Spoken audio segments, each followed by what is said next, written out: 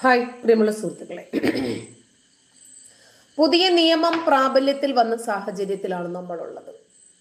ഇപ്പോ നമുക്കറിയാം, സ്ത്രീകളുടെ വിദ്യാഭ്യാസത്തെ സംബന്ധിച്ച് സമസ്തയുടെയും ലീഗിന്റെയും ഒക്കെ തീരുമാനം കുറച്ച് ദിവസങ്ങളായി സമൂഹ മാധ്യമങ്ങളിലൂടെ നിരന്തരം ചർച്ച ചെയ്യപ്പെടുന്ന സാഹചര്യത്തിലാണ് നമ്മളുള്ളത്.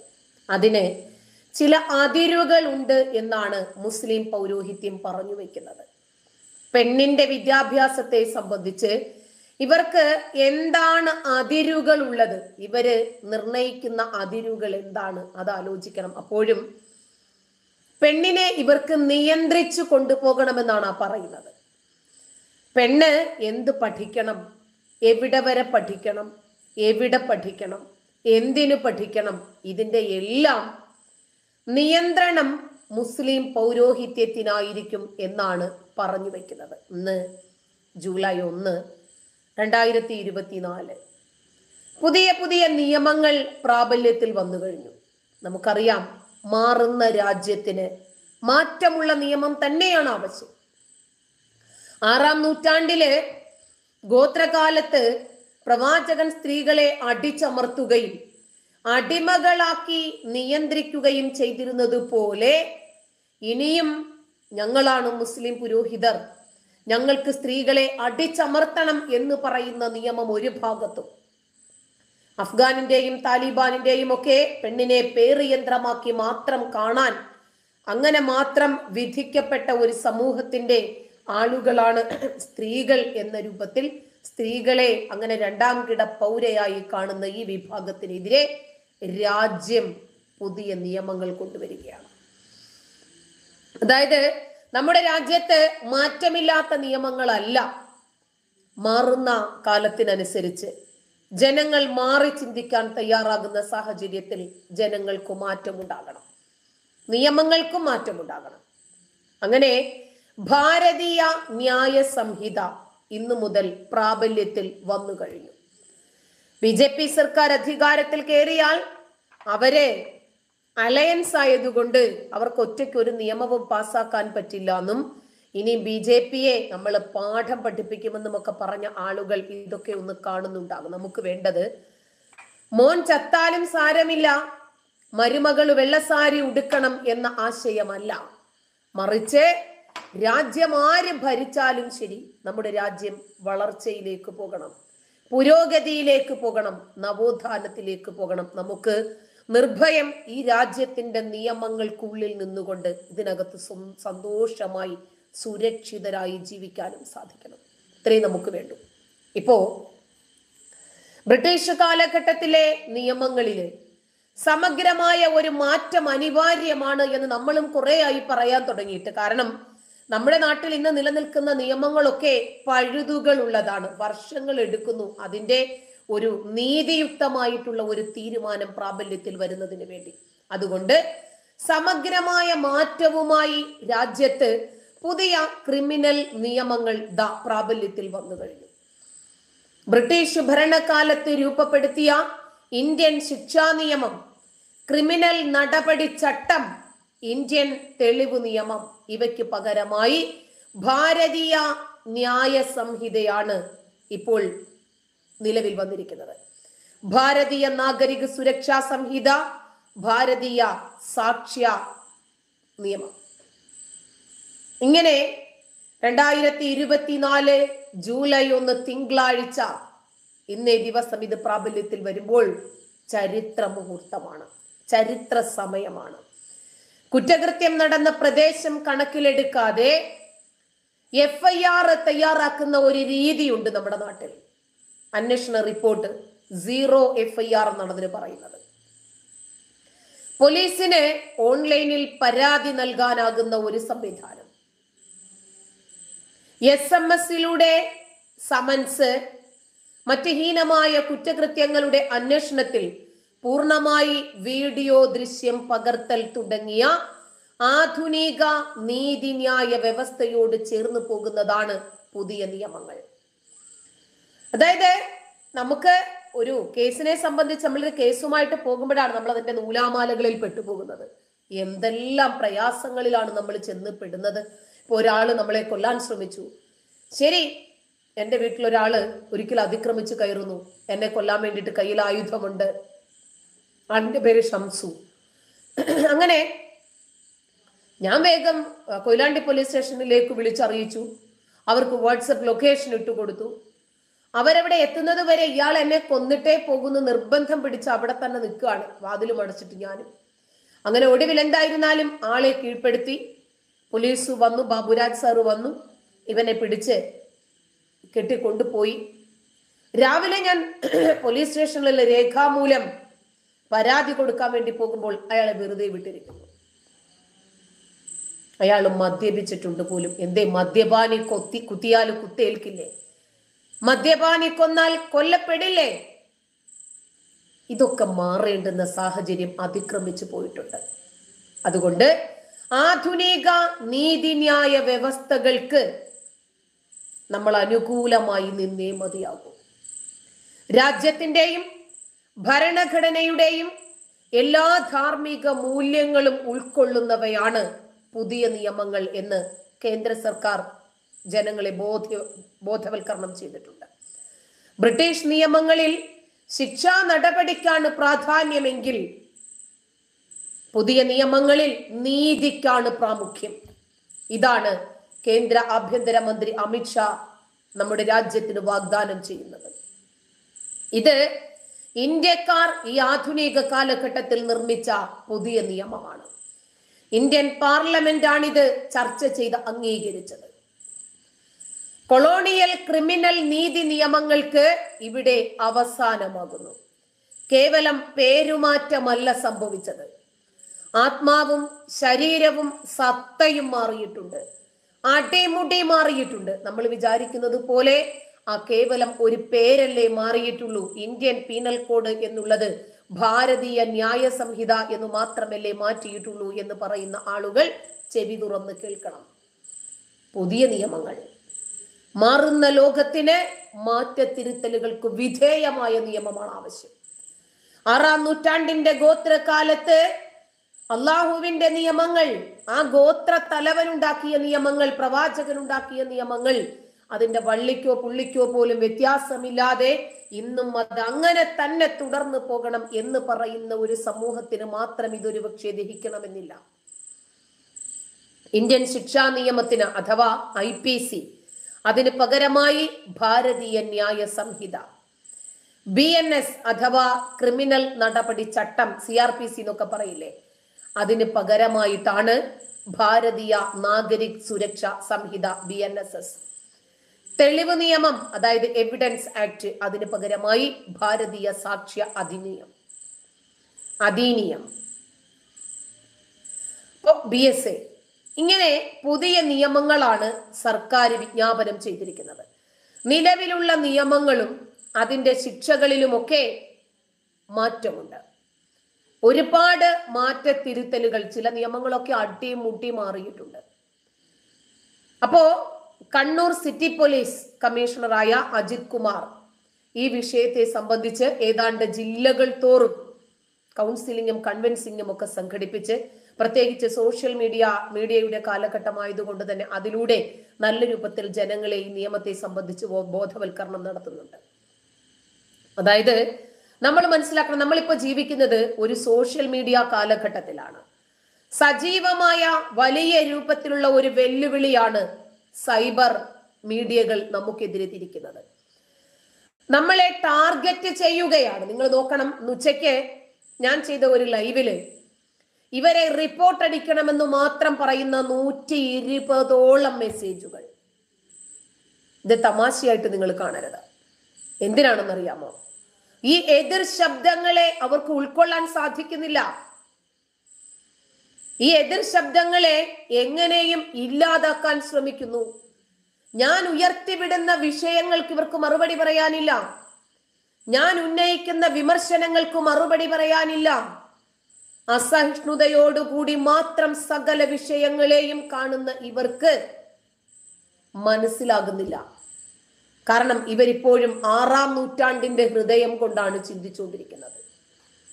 അതുകൊണ്ട് ഈ പറയുന്നതിലെ വസ്തുതകൾ ഇവർക്ക് അംഗീകരിക്കാൻ സാധിക്കാതെ വരുന്നു.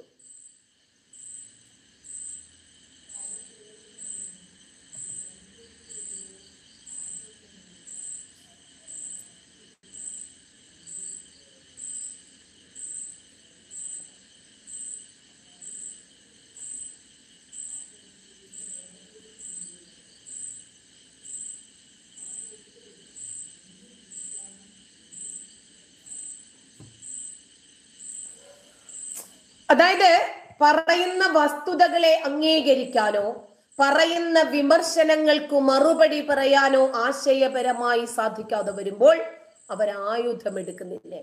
ഇപ്പോൾ ആയുധമെടുക്കാൻ സാധിക്കാത്തത് കൊണ്ട് പുലഭ്യം പറയുന്നു, ഭീഷണി മുഴക്കുന്നു, തന്തയ്ക്ക് വിളിക്കുന്നു, തെറി വിളിക്കുന്നു, ലൈംഗിക ചുവയോടുകൂടി സംസാരിക്കുന്നു, ഈ മീഡിയയെ ഇല്ലാതാക്കാൻ ശ്രമിക്കുന്നു. എതിർ ശബ്ദങ്ങൾ വരാൻ പാടില്ല. ഇത്തരം മാഫിയകൾ, ഇവരെ അങ്ങനെ പറയാൻ പറ്റൂ, ഇവർ അധോലോകം തന്നെയാണ്. പുതിയ കാലഘട്ടത്തിൽ പുതിയ ഭാവത്തിലാണ് ഇവർ വരുന്നത്. പലപ്പോഴും ചെങ്ങന്നൂർ മൗലവിയോട് സൗഹൃദം നടിച്ചു വന്നിട്ട് ഇല്ലാതാക്കാൻ ശ്രമിച്ചതുപോലെ സൗഹൃദത്തിൽ വരും. മറ്റ് ചിലപ്പോൾ നമ്മുടെ സൈബർ ഇടങ്ങളില് സബ്സ്ക്രൈബ് ചെയ്തും ചെയ്യാതെയും വരും. ഫേസ്ബുക്കിൽ ഫോളോ ചെയ്തും ചെയ്യാതെയും വരും. പേജ് ലൈക്ക് അടിച്ചും ലൈക്ക് അടിക്കാതെയും വരും. ഇവരുടെ രൂപവും ഭാവവും എല്ലാം വ്യത്യസ്തമാണ്. അതായത് ഇതിനൊക്കെ എന്താണ് ഞാൻ പറയാൻ ഉദ്ദേശിക്കുന്നത് എന്ന് നിങ്ങൾ മനസ്സിലാക്കണമല്ലോ. അതുകൊണ്ടാണ് ഇത് പറയേണ്ടി വരുന്നത്. ഇവരുടെ മീഡിയ കേരളത്തിൽ മാത്രം നിലനിൽക്കുന്നതല്ല, ലോകമാസകലം ഇവരുടെ മീഡിയകളുണ്ട്. നിയമം അനുശാസിക്കുന്ന ശിക്ഷാ നടപടികൾ ഇവർക്കെതിരെ സംഭവിക്കുന്നില്ല. പ്രത്യേകിച്ച് സൈബർ ഇടങ്ങളിൽ നമ്മളെ കൊല്ലും എന്ന് ഭീഷണിപ്പെടുത്തി, അതല്ലെങ്കിൽ വെല്ലുവിളിച്ചു നമ്മളെ കൊല്ലാമെന്ന്, നമുക്കൊരു കേസ് കൊടുക്കാം, അത്രേ ഉള്ളൂ. ആ കേസിന്റെ എല്ലാ നൂലാമാലകളും ഒന്ന് ശരിയായി വരുമ്പോഴേക്ക് വർഷങ്ങൾ എടുക്കും. ഫേസ്ബുക്ക് ആണോ ശരി? പെണ്ണുങ്ങളാണ് ഏറ്റവും കൂടുതൽ ഇന്ന് സോഷ്യൽ മീഡിയയിൽ ഇടം പിടിക്കുന്നത്. അതുകൊണ്ട് ആ പെണ്ണുങ്ങളെ ഒതുക്കാൻ വേണ്ടി വലിയ ഒരു സംഘടിത രൂപം തന്നെയുണ്ട് ഇവർക്ക്. അത്യാവശ്യം ഫേസ്ബുക്കിൽ റീച്ച് ഉള്ള ആളാണെങ്കിൽ ആദ്യം അവരെ റിപ്പോർട്ട് അടിക്കുക, അവരെ അൺഫ്രണ്ട് ചെയ്യുക, യൂട്യൂബിലാണെങ്കിൽ അൺസബ്സ്ക്രൈബ് ചെയ്യുക. അതിനു വേണ്ടിയിട്ട് വലിയ ഒരു ഗ്യാങ് പ്രവർത്തിക്കുന്നു. ഫേക്ക് ഐഡികളിൽ വന്ന് കൂട്ടത്തോടുകൂടി ആക്രമിക്കുക, വൃത്തികേടുകൾ പറയുക, കേട്ടാൽ അറയ്ക്കുന്ന തെറികളും വധഭീഷണികളും ലൈംഗിക ചുവയോടുകൂടിയുള്ള സംസാരങ്ങളും. കാരണം ഇവർക്ക് മദ്രസ ബുദ്ധിയാണല്ലോ. അതുകൊണ്ട് അനവധി ഫേക്ക് ഐഡികളിൽ നിന്ന് കടന്നാക്രമിക്കുന്നു. കേരളത്തിൽ ഇതിനു വേണ്ടി മാത്രം പ്രവർത്തിക്കുന്ന അനവധി ഗ്രൂപ്പുകളുണ്ട്. നമ്മളെ പ്രകോപിപ്പിക്കുന്ന രൂപത്തിലുള്ള തെമ്മാടിത്തരം പറഞ്ഞ് എതിർഭാഗത്തുള്ളത് സ്ത്രീകളാണെങ്കിൽ അവരെ ആക്ഷേപിക്കാനും വ്യഭിചാര ആരോപണങ്ങൾ നടത്താനും ഒക്കെ ഇതിനകത്ത് ആളുണ്ടാകും. അതായത് അപാര തൊലിക്കട്ടി വേണം ഈ സോഷ്യൽ മീഡിയയിൽ നിലനിൽക്കണമെങ്കിൽ. ഇതിനകത്ത് വീണ് പോകുന്ന ഒരുപാട് ആളുകളുണ്ട്. അവരാകെ അങ്ങ് ഡൗൺ ആയി പോകും. മുമ്പൊരിക്കൽ ഒരു പെൺകുട്ടി, ഒരു മുസ്ലിം പെൺകുട്ടി ഡാൻസ് കളിച്ചു. അപ്പൊ ഒരുത്തം വന്നിട്ട് അവളെ വിമർശിച്ചു. അപ്പൊ അവള് പറഞ്ഞു, നീ പോടാ, നിനക്ക് സ്വർഗം കിട്ടിയോടാ, നിനക്ക് കിട്ടുന്ന നീ അങ്ങ് വാങ്ങിച്ചോ, പൊന്നാര ആങ്ങളെ നീ എനിക്ക് തരണ്ടാന്ന്. പിന്നീട് ആ പെൺകുട്ടി അടുത്ത ഒരു വീഡിയോ ചെയ്യുന്നു. പിന്നീട് ഞാനടുത്ത് റിവ്യൂ ചെയ്തപ്പോൾ പെൺകുട്ടി എന്നോട് വന്ന് പറഞ്ഞു, ടീച്ചറെ എനിക്ക് പ്രതികരിക്കാൻ ആഗ്രഹമുണ്ട്, പക്ഷെ എൻ്റെ വീട്ടുകാർ എനിക്ക് വിലങ്ങ് തടിയായി, ഇനി ഉസ്താദിന് മറുപടി പറഞ്ഞു പോകണ്ട, ഇവിടെ വെച്ച് നിർത്താൻ പറഞ്ഞു. പിന്നെ ഞാൻ എന്ത് ചെയ്യുമെന്നാണ് ചോദിച്ചത്. അതായത് സ്ത്രീകൾക്ക് പരാതിപ്പെടാം സൈബർ ഇടങ്ങളിൽ, സൈബർ ക്രൈമില് ഒരു വിഭാഗം ആളുകൾ കുടുങ്ങുന്നുമുണ്ട്, ശരിയാണ്. ഇനിയും നമ്മൾ നമ്മളുടെ അഭിപ്രായം പറയുന്നു. സോഷ്യൽ നെറ്റ്വർക്കിംഗ് മീഡിയയിലൂടെ തന്നെയാണ് നമ്മൾ ഈ വിഷയം പറയുന്നത്. നമ്മൾ ഒരുപാട് ത്യാഗങ്ങൾ സഹിച്ചിട്ടാണ് നമ്മുടേതായിട്ടുള്ള ഒരു അഭിപ്രായം സോഷ്യൽ മീഡിയയിലൂടെ പറയുന്നത്. വെറുതെ ഫോട്ടോ ഇടുക, ഒരു ഗുഡ് മോർണിംഗും ഒരു ഗുഡ് ഈവനിങ്ങും ഒരു ഗുഡ് നൈറ്റും ഒക്കെ മാത്രം പറഞ്ഞു പോകുന്നവർക്ക് പ്രശ്നമില്ല. ഈ ആനുകാലിക വിഷയങ്ങളിൽ, പ്രത്യേകിച്ച് എതിർഭാഗത്ത് വരുന്ന മതത്തിലും രാഷ്ട്രീയത്തിലും ഒക്കെ അഭിപ്രായം പറഞ്ഞാൽ അതിനെ എതിരിടാൻ നമ്മൾ എടുക്കുന്ന ധീരമായ നടപടികളെയും നമ്മുടെ സമീപനങ്ങളെയും നമ്മളെ ഫോളോ ചെയ്യുന്ന, നമ്മുടെ വിവരങ്ങൾ ഷെയർ ചെയ്തു കൊടുക്കുന്ന ഇവർക്കൊന്നും ഈ അസഭ്യത്തിന്റെ അതിർവരമ്പുകൾ ഭേദിച്ച് ഈ FB അക്കൗണ്ട് പൂട്ടിക്കാൻ ശ്രമിക്കുകയും ഈ ലൈംഗിക ചുവയോടുകൂടി സംസാരിക്കാൻ ശ്രമിക്കുകയും ചെയ്യുന്ന ആളുകളെ പ്രതിരോധിക്കാൻ കഴിയില്ല. കാരണം അവരൊരു ഗ്യാങ് ആണ്. അവരെ ടാർഗറ്റ് ചെയ്യുന്നു ഒരു ഇരയെ. ആ പ്രൊഫൈൽ ഉപയോഗിച്ച് സമാനമായ രീതിയിൽ ധാരാളം അക്കൗണ്ടുകൾ ഇവർ ക്രിയേറ്റ് ചെയ്യും. എന്നിട്ട് സമൂഹത്തിലെ ഉന്നതരെയും സാമൂഹിക സ്വാധീനമുള്ള ആളുകളെയും ഒക്കെ അതിനകത്തൂടെ അധിക്ഷേപിക്കുന്ന രീതിയിൽ പോസ്റ്റ് ഇടുന്നു. നമ്മുടെ പേരാണല്ലോ നമ്മളാണ് കുടുങ്ങുന്നത്. സാമൂഹിക പ്രസക്തമായ വിഷയങ്ങളിൽ വളരെ മോശമായിട്ടുള്ള രാജ്യവിരുദ്ധ അഭിപ്രായങ്ങൾ പങ്കുവെക്കും. അതോടെ സമൂഹത്തിൽ നിന്ന് ഇവരാണിത് പറയുന്നത് എന്ന് തെറ്റിദ്ധരിച്ച് ഇവർക്കെതിരെ വലിയ രൂപത്തിലുള്ള ഒരു വിപ്ലവ മുദ്രാവാക്യങ്ങൾ ഇവർക്കെതിരെ ഉയരും. അത് ശകാരമാകും, തെറിവിളികളാകും, പുലഭ്യങ്ങളാകും, ഭീഷണികളാകും, ഒടുവിൽ കേസുമാകും. അങ്ങനെ ആ വ്യക്തി മാനസിക സംഘർഷത്തിലാകും. കാരണം എൻ്റെ ഐഡിയ അല്ല, ഞാൻ അറിഞ്ഞിട്ടില്ല, എൻ്റെ പേരിൽ ഉണ്ടാക്കിയ ഒരു ഐഡിയയിലൂടെ സാമൂഹിക വിരുദ്ധമായിട്ടുള്ള ആശയങ്ങൾ പങ്കുവെക്കപ്പെടുന്നു. ഇത് സമൂഹത്തിലെ ഭൂരിഭാഗം ആളുകളുടെ ജനാധിപത്യ വിരുദ്ധതകളെ നമ്മൾ എതിർക്കുമ്പോൾ സ്വാഭാവികമായും നമുക്കെതിരെ ഉണ്ടാകുന്ന ചില സൈബർ മീഡിയ അറ്റാക്കുകളാണിത്. അതാ ഞാൻ പറഞ്ഞത്, അപാരമായ തൊലിക്കെട്ടി വേണമെന്ന്. മാനസികമായി കരുത്തില്ലാത്ത ആളുകൾക്ക് ഇത് നിലനിന്ന് കൊണ്ടുപോകാൻ പറ്റില്ല. അപ്പൊ അവര് FB അക്കൗണ്ട് പിന്നെ ഡീആക്ടിവേറ്റ് ചെയ്തിട്ട് പോകും. അതല്ലെങ്കിൽ ആ പോസ്റ്റ് ഇവർ ഡിലീറ്റ് ചെയ്ത് രക്ഷപ്പെടാൻ ശ്രമിക്കും. കുറച്ച് ദിവസം ഈ അക്കൗണ്ട് ഇവർ ഉപയോഗിക്കേണ്ടെന്ന് വിചാരിക്കും, പുതിയ ഒരെണ്ണം ക്രിയേറ്റ് ചെയ്യും. അതൊരു ഫേക്ക് ID ആയിരിക്കും. ഇവര് ടാഗ് ചെയ്യുന്ന ആളുകളുണ്ടല്ലോ, ഈ മാഫിയ, പിന്നീട് ഇവർ കോംപ്രമൈസ് ടോക്കിന് വരും.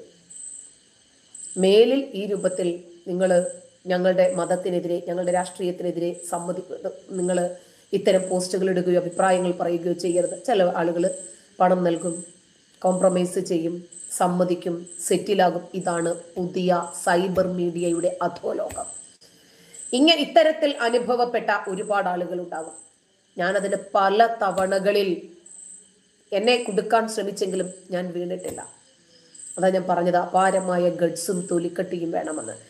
ഇനിയും ഈ രൂപത്തിൽ നിങ്ങൾ ആരെങ്കിലും ആ രൂപത്തിൽ ഒരു സൈബർ അറ്റാക്കിങ്ങിന് വിധേയമായാൽ പോലും ചെയ്യാനുള്ളത് അങ്ങ് ചെയ്തോന്നേ പറയാവൂ. ഉറച്ചു നിൽക്കണം. അതാണ് ഈ സൈബർ മീഡിയയുടെ അധോലോകത്തിന്റെ പിടിയിൽ നിന്ന് രക്ഷപ്പെടുക എന്നത് കുറച്ച് ബുദ്ധിമുട്ടാണ്. പലപ്പോഴും ഇവരുടെ ഇരകളായി വരുന്നത് പെൺകുട്ടികളും സ്ത്രീകളുമാണ്. നാളെ ഇത് പുരുഷന്മാരിലേക്കും വരാം. കാരണം സോഫ്റ്റ് മൈൻഡഡ് ആയിട്ടുള്ള പുരുഷന്മാർ ഇതിനകത്ത് പെട്ടുപോകും. അനുഭവസ്ഥരുള്ള ധാരാളം ആളുകൾ ഉണ്ടാകും. അവരാണെങ്കിലോ അവർക്ക് സംഭവിച്ചത് മറ്റുള്ളവർ അറിയുമെന്ന് കരുതി ഇത് മറ്റുള്ളവരോടിട്ട് പറയത്തുമില്ല. ഇത്തരം ഐഡികളിലൂടെ നിങ്ങൾക്ക് ഭീഷണികളോ ഇങ്ങനത്തെ ഏതെങ്കിലും രൂപത്തിൽ നിങ്ങളെ വീഴ്ത്താൻ ശ്രമിക്കുന്ന രൂപത്തിലോ ആയിട്ടുള്ള മെസ്സേജുകളോ അതല്ലെങ്കിൽ കോളുകളോ വന്നാൽ അത് സ്ക്രീൻഷോട്ട് സഹിതം പരാതിപ്പെടാനുള്ള ഒരു സൗകര്യം കൂടിയാണ് ഇപ്പോഴുണ്ടായ ഈ നിയമം വഴി നമുക്ക് ലഭിച്ചിരിക്കുന്നത്. 24 മണിക്കൂർ കഴിയുമ്പോഴേക്ക് വിളിച്ചോ മെയിൽ അയച്ചോ നിരന്തരം നമുക്ക് ഫോളോ ചെയ്യാൻ സാധിക്കുന്ന നിയമങ്ങളും ഇന്നുണ്ട്. അതുകൊണ്ട് നിരന്തരമായി ഫോളോ അപ്പുകൾ വേണം. നമുക്ക് നീതി കിട്ടിയില്ല, എന്താണ് എൻ്റെ ലൈഫ് ഇങ്ങനെ ആയത്, അങ്ങനെ നമ്മൾ ഒരിക്കലും ഇനി പരിതപിക്കേണ്ടുന്ന ഒരു സാഹചര്യം ഉണ്ടാകില്ല. പുതിയ ക്രിമിനൽ നിയമങ്ങളാണ് ഇപ്പോൾ വന്നിരിക്കുന്നത്. രാജ്യത്ത് പുതിയ ക്രിമിനൽ നിയമങ്ങൾ പ്രാബല്യത്തിൽ വന്നതോടുകൂടി നമുക്ക് ഒരുപാട് നമ്മൾ ഫ്രീ ആയി. നിയമ സംവിധാനത്തിൽ അഴിച്ചുപണി അനിവാര്യമാണ്. ഇപ്പോൾ സമൂലമായ ഒരു അഴിച്ചുപണിയാണ് നടന്നിരിക്കുന്നത്. വളരെ നല്ലതാണ്. കോടതികളില് IPC അതുപോലെ CRPC നിയമങ്ങളില് കേസുകൾ കെട്ടിക്കിടക്കുന്ന സാഹചര്യത്തില് സർക്കാർ ഏകപക്ഷീയമായി കൊണ്ടുവന്ന പുതിയ നിയമങ്ങൾ ഒരു വിഭാഗം ആളുകൾ ആശങ്ക പ്രകടിപ്പിക്കുന്നുണ്ട്. കൊളോണിയൽ നിയമങ്ങൾ എന്തിനാണ് പരിഷ്കരിച്ചത്, അതിന്റെ ആവശ്യം എന്താണ്, എന്തിനാണ് ഇവിടെ ഒരു പുതിയ നിയമം എന്ന് ചോദിക്കുന്നുണ്ട്. ഇത് തമ്മിൽ ഭിന്നിപ്പിക്കാനും ഇരകൾക്ക് നീതി കിട്ടാതിരിക്കാനും വേണ്ടിയാണ് എന്ന് ഒരു വിഭാഗം ആളുകൾ മുറവിളി കൂട്ടുന്നുള്ളത്. അങ്ങനെയാണ് നമ്മുടെ രാജ്യത്ത് എല്ലാ രൂപത്തിലുള്ള നവീകരണം വന്നപ്പോഴും പുരോഗമനം വന്ന സമയത്തും ഇവർ എതിർ ശബ്ദങ്ങളെ ഉന്നയിച്ചിട്ടുള്ളൂ. പെണ്ണിന്റെ വിദ്യാഭ്യാസത്തെ സംബന്ധിച്ചും പെണ്ണിന്റെ സ്വാതന്ത്ര്യത്തെ സംബന്ധിച്ചും പോലും ഇവിടെ മാറ്റങ്ങൾ ഉണ്ടായ സമയത്ത്, ശൈശവ വിവാഹത്തിന് തടസ്സം വന്ന് അങ്ങനെ ഒരു നിയമം തന്നെ കൊണ്ടുവന്ന സമയത്ത് പ്രൊഹിബിഷൻ ആക്ട് ഉണ്ടല്ലോ, ചൈൽഡ് മാരേജ് പ്രൊഹിബിഷൻ ആക്ട് ഉണ്ട്. അപ്പോൾ ഇങ്ങനെ ഒരുപാട് നിയമങ്ങൾ കൊണ്ടുവന്ന സമയത്ത് എല്ലാം എതിർ ശബ്ദങ്ങൾ ഉണ്ടായിട്ടുണ്ട്. അതിനെ പ്രതിരോധിച്ച് തന്നെയാണ് ഈ രാജ്യം മുന്നോട്ട് പോയിട്ടുള്ളത്. അതുകൊണ്ട് ഇന്ത്യയിൽ ഒരു പൗരനെ വിചാരണ കൂടാതെ ജുഡീഷ്യൽ കസ്റ്റഡിയിൽ വെക്കാനുള്ള പരമാവധി സമയം നിശ്ചയിക്കപ്പെടേണ്ടതുണ്ട്. ഇപ്പൊ നമുക്കറിയാം 50, 60, 30 വർഷമൊക്കെ വിചാരണ നടത്താതെ ആളുകളെ ജയിലിൽ ഇടുന്നത് വലിയ അനീതിയാണ് എന്ന് നമ്മൾ തന്നെ പറയാറുണ്ട്. ഒരു പരിഷ്കൃത സമൂഹത്തിന് ഇത് ചേർന്നതല്ല എന്ന്. പക്ഷേ ഒരു ദീർഘമായ ഒരു പോസ്റ്റ്, ഫേസ്ബുക്ക് പോസ്റ്റാണ്, ഒരു ജോൺ എന്താണ് പടമാടനോ അങ്ങനെ കണ്ടതിൻ്റെ പേര്. അദ്ദേഹം നാട്ടിലെ അവസ്ഥയിൽ ഒരു പുതിയ ശിക്ഷാരീതിയുടെ ആശയമാണ് എന്ന് പറഞ്ഞ് അദ്ദേഹം ജനങ്ങളെ ബോധവൽക്കരണം ചെയ്യാൻ ശ്രമിക്കുന്നുണ്ട്. ആര് കൊലപാതകം ചെയ്താലും, ആര് ബലാത്സംഗം ചെയ്താലും അത് നമുക്ക് അംഗീകരിക്കാൻ സാധിക്കുന്ന ഒരു കാര്യമല്ല. കള്ളം കാണിച്ചാലും, കപടം കാണിച്ചാലും, തട്ടിപ്പ് നടത്തിയാലും, സാമ്പത്തിക കുറ്റകൃത്യങ്ങൾ ചെയ്താലും, രാജ്യവിരുദ്ധതകൾ ചെയ്താലും, ഈ രാജ്യത്തെ നശിപ്പിക്കാൻ വേണ്ടി ശത്രു രാജ്യങ്ങൾക്ക് കൂട്ടുനിന്നാലും ഇതൊക്കെ നമുക്ക് അംഗീകരിക്കാൻ സാധിക്കുന്ന വസ്തുതകളല്ല. മാന്യമായി നമുക്ക് പ്രതികരിക്കാൻ സാധിക്കണം. ഒരു ജീവൻ ഒരാൾ എടുത്തു, അയാൾക്ക് അതിനുള്ള അർഹതയില്ല. ഒരാളുടെ ജീവൻ എടുക്കാൻ മനുഷ്യാവകാശങ്ങളിൽ ഏറ്റവും പ്രധാനപ്പെട്ടത് ഒരാൾക്ക് ജീവിക്കാനുള്ള അവകാശമാണ്. അപ്പോ മാനസികമായി നമുക്കറിയാം ഒരുപാട് ആളുകൾ ഈ രൂപത്തിൽ ബുദ്ധിമുട്ടുന്നുണ്ട്. കൊലവിളികളും തെറിവിളികളും ഒക്കെയായി കൊല്ലപ്പെടുമെന്ന വധഭീഷണിയുടെ പേരിൽ കെട്ടിക്കിടക്കുന്ന കേസുകൾ എത്രയാ. അങ്ങനെ ഒരുപാട് വിഷയങ്ങൾ നമ്മുടെ നാട്ടിലുണ്ട്. സാമ്പത്തിക കുറ്റകൃത്യങ്ങളാണെങ്കിലും പറയാനുമില്ല. കഴിഞ്ഞ ദിവസമാണ് നസീമ എന്ന ഒരു സ്ത്രീ, പിന്നെ അവരൊരു ഡോക്ടറെ പരിചയപ്പെടുന്നു. പിന്നീട് എനിക്ക് പനിയാണെന്ന് പറയുന്നു. ഡോക്ടർ വീട്ടിൽ വന്ന് തന്നെ ചികിത്സിക്കണമെന്ന് നിർബന്ധം പിടിക്കുന്നു. ഡോക്ടർ വീട്ടിൽ വരുന്നു. വീട്ടിൽ വന്നു കഴിഞ്ഞപ്പോൾ അവര് പറയുന്നു, എനിക്ക് എൻ്റെ സ്വകാര്യ ഭാഗത്താണ് വേദന അനുഭവപ്പെടുന്നത്, ഒന്ന് നോക്കണം. ശരി, ഡോക്ടർ നോക്കി, സ്വകാര്യ ഭാഗം കാണിച്ചു കൊടുത്തു. കുറച്ച് കഴിഞ്ഞപ്പോഴേക്ക് അയാളെ സെക്സിന് നിർബന്ധിച്ചു. ഒടുവിൽ പുരുഷനല്ലേ അയാൾക്ക് വഴങ്ങേണ്ടി വന്നു. പിന്നീട് അത് വിഷ്വൽ ചെയ്യാൻ വേണ്ടിയിട്ട് ഒരാളുണ്ടായിരുന്നു അവിടെ, അജ്മലെന്നോ മറ്റോ ആണ് പേര്, നസീമയുടെ കൂട്ടുകാരനാണ്. ആ വിഷ്വല് കാണിച്ചിട്ട് പിന്നീട് ഇയാളിൽ നിന്നും 5 ലക്ഷവും കാറും തട്ടിയെടുക്കുന്നു. 2 ദിവസം കഴിഞ്ഞപ്പോൾ വീണ്ടും 5 ലക്ഷത്തിന് വേണ്ടി വിളിക്കുന്നു. അയാള് പോലീസിൽ കൊണ്ടുപോയി പരാതി കൊടുക്കുന്നു. ഉടനെ നസീമയെയും നസീമയുടെ കൂട്ടാളിയെയും പിടിക്കുന്നു. ഇതിനൊക്കെ എവിഡൻസുകൾ വേണ്ടേ? എവിഡൻസുകൾ വേണ്ടേ? എല്ലാത്തിനും എവിഡൻസുകൾ വേണം. അല്ലാതെ വെറുതെ ശിക്ഷ നൽകുന്നത് പറ്റില്ല. കൊല്ലുക അത് ശരിയായ ഒരു രീതിയുമല്ല. ആജീവനാന്ത ജയിൽവാസം അതും ചെറിയ ശിക്ഷ തന്നെയാണ് അവർക്ക്. അവരുടെ ശരീരത്തിലുള്ള ഊർജം ഊറ്റിയെടുത്തിട്ട് തന്നെ ആ ചെയ്ത തെറ്റിന്റെ പേരിൽ അവർക്കൊരു ഗിൽറ്റ് ഫീലിംഗ് ഉണ്ടാകണം. പെട്ടെന്ന് സഡൻ അവരെ അങ്ങ് കൊല്ലുക അതൊന്നും നമുക്ക് അംഗീകരിക്കാൻ സാധിക്കുന്ന വസ്തുതകളല്ല അതൊന്നും. അവരുടെ ജീവിതം നിരീക്ഷണം നടത്തേണ്ടതുണ്ട്. അയാളത് ചെയ്തോ ഇല്ലേ എന്ന് ആദ്യം കണ്ടുപിടിക്കണം. അതിനുള്ള സാഹചര്യങ്ങൾ, അയാളെ വഴിതെളിച്ചത് എന്താണ്? ചിലപ്പോൾ പ്രാണരക്ഷാർത്ഥം സ്വന്തം ജീവൻ രക്ഷപ്പെടുത്തുന്നതിന് വേണ്ടിയൊക്കെ കൊലകൾ നടത്തുന്നുണ്ട്. ഭയപ്പെടുത്തിയ ആളുകളെ നന്നാക്കി എടുക്കുന്നത് ഫലപ്രദമായി നടപ്പിലാക്കിക്കൊണ്ടിരിക്കുന്ന ഒരു വസ്തുതയാണെങ്കിലും യോജിക്കാൻ പറ്റുന്നവരും യോജിക്കാൻ പറ്റാത്തവരുമുണ്ട്. എനിക്കതോട് യോജിക്കാൻ പറ്റുന്നില്ല. പക്ഷെ നമ്മുടെ രാജ്യത്തിന്റെ നിയമങ്ങൾ അതാ. സൗദി അറേബ്യയിൽ എന്തുകൊണ്ടാണ് ഇത്തരം ഒരു നിയമം പബ്ലിക്കായിട്ടൊക്കെയാണ് തൂക്കിക്കൊല്ലുന്നത്? ഇത് കണ്ട് പേടിച്ചിട്ടെങ്കിലും ഇനി ഒരാളത് ചെയ്യരുത്. അങ്ങനെയാണ് അവരുടെ നാട്ടിൽ ഒരു സാമൂഹ്യ ബോധം ഉണ്ടാക്കിയെടുക്കാൻ ശ്രമിക്കുന്നത്. അതായത് പലപ്പോഴും ഈ നിയമങ്ങളുടെ പഴുതുകളിലൂടെ എന്തു വലിയ കുറ്റകൃത്യം ചെയ്ത ആൾക്കാരും വളരെ തന്ത്രപൂർവം രക്ഷപ്പെടുന്ന കാഴ്ചകൾ നമ്മൾ കാണുന്നില്ലേ? അയാൾ തെറ്റ് ചെയ്തിട്ടുണ്ട്, പക്ഷേ ആ തെറ്റിനെ മറയ്ക്കാൻ പോകുന്ന കാര്യങ്ങളും അവർക്ക് ചെയ്യാൻ അറിയാം. കക്കാനും അറിയാം, കക്ഷിക്ക് നിൽക്കാനും അറിയാം. അങ്ങനത്തെ സാഹചര്യങ്ങളിൽ എന്ത് ചെയ്യും? അതുകൊണ്ടാണ് പുതിയ നിയമങ്ങളുമായി, അതായത് ഇന്നു മുതൽ പരാതികളില് കേസ് രജിസ്റ്റർ ചെയ്യുന്നതും തുടർ നടപടികൾ സ്വീകരിക്കുന്നതുമൊക്കെ പുതിയ നിയമ വ്യവസ്ഥകൾ പ്രകാരമായിരിക്കും. കുറ്റവും ശിക്ഷയും നിർവചിക്കുന്ന IPCയില് 511 വകുപ്പുകൾ ഉണ്ടായിരുന്നപ്പോൾ ഇപ്പോൾ BNSല് ഭാരതീയ ന്യായ സംഹിതയുണ്ടല്ലോ, അതില് 358 വകുപ്പുകളായി. ഭരണഘടനയിൽ IPC എന്ന് രേഖപ്പെടുത്തിയതിലും ഭേദഗതി വേണ്ടി വന്നു. പുതിയ നിയമത്തിൽ ശ്രദ്ധേയമായ 20ഓളം മാറ്റങ്ങളാണുള്ളത്. വേഗത്തിലുള്ള നീതി ഉറപ്പാക്കാൻ, കുറ്റകൃത്യങ്ങളുടെ സമകാലിക രൂപങ്ങളുമായി പൊരുത്തപ്പെടാൻ ഈ മാറ്റങ്ങൾ ലക്ഷ്യം വയ്ക്കുന്നുണ്ട്. പുതിയ നിയമനിർമ്മാണം അനുസരിച്ച് വിചാരണ പൂർത്തിയായി 45 ദിവസത്തിനകം വിധി പുറപ്പെടുവിക്കുകയും ആദ്യ വാദം കേട്ട് 60 ദിവസത്തിനുള്ളിൽ കുറ്റം ചുമത്തുകയും വേണം. അധികാര പരിധി പരിഗണിക്കാതെ തന്നെ ഏത് പോലീസ് സ്റ്റേഷനിലും ഇപ്പോ 0 FIR ഫയൽ ചെയ്യാനും പോലീസ് പരാതികളുടെ ഓൺലൈൻ രജിസ്ട്രേഷനും സമൻസ്, ഇലക്ട്രോണിക് സർവീസിംഗ് ഇതെല്ലാം പുതിയ നിയമങ്ങൾ അനുവദിക്കുന്നുണ്ട്. തന്നെയുമല്ല, എല്ലാ ഹീനമായ കുറ്റകൃത്യങ്ങൾക്കും ക്രൈം സീനുകളുടെ വീഡിയോഗ്രാഫി ഇപ്പോൾ നിർബന്ധമായി വന്നിരിക്കുന്നു ഈ സൈബർ യുഗങ്ങളിൽ. തന്നെയുമല്ല, നിയമ നടപടികൾ വേഗത്തിലാക്കാൻ സമൻസുകൾ ഇലക്ട്രോണിക്കായി നൽകാം. BSS വകുപ്പ് 173 0 FIR കുറിച്ച് വ്യക്തമാക്കിയിരിക്കുന്നത്. ഒരാൾക്ക് ഏത് സ്റ്റേഷനിലും കുറ്റകൃത്യത്തെ കുറിച്ച് വിവരങ്ങൾ നൽകാം.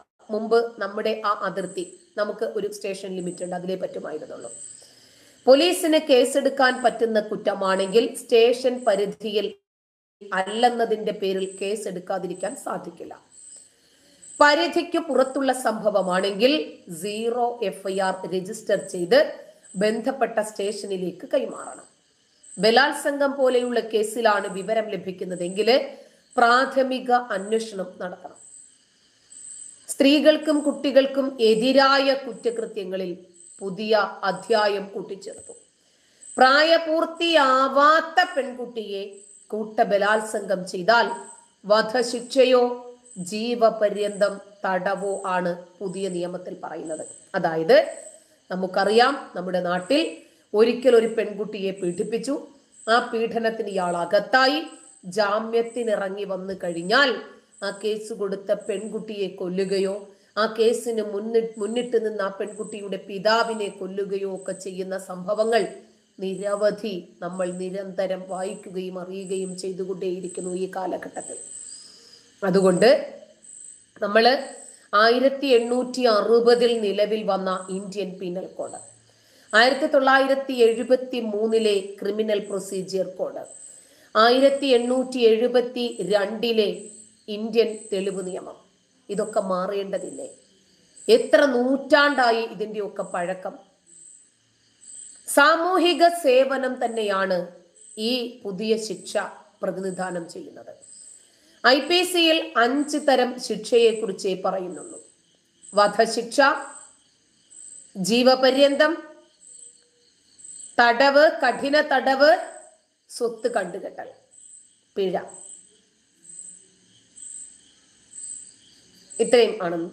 ഇത്രയുമാണെന്ന് എന്റെ വിശ്വാസം.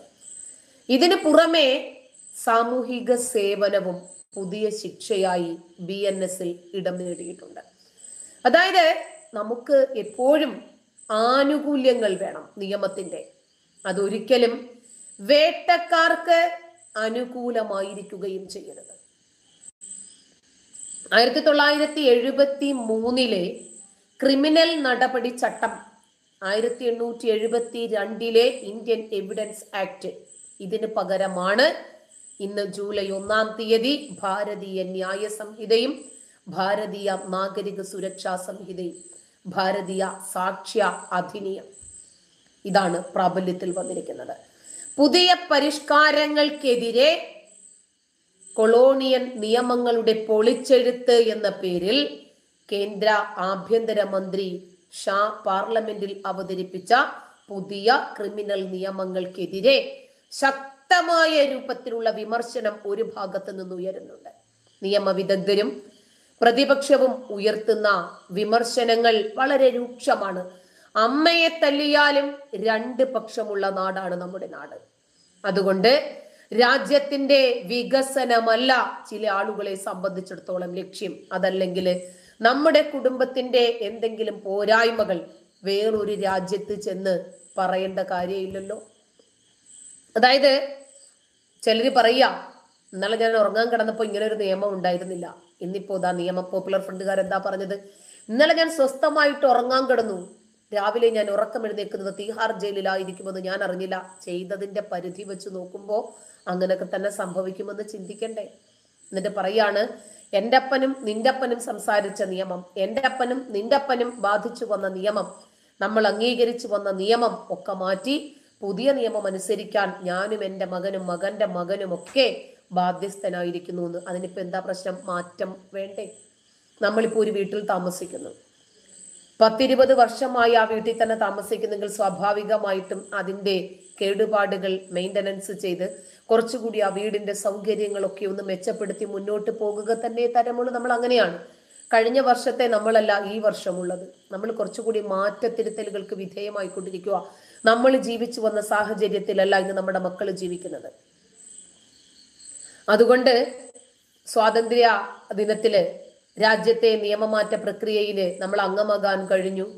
അതുകൊണ്ട് ഇന്ത്യയിൽ ഇനിയും ജീവിച്ചിട്ട് കാര്യമില്ല. പുതിയ നിയമങ്ങൾ നമുക്ക് അംഗീകരിക്കാൻ പറ്റില്ല.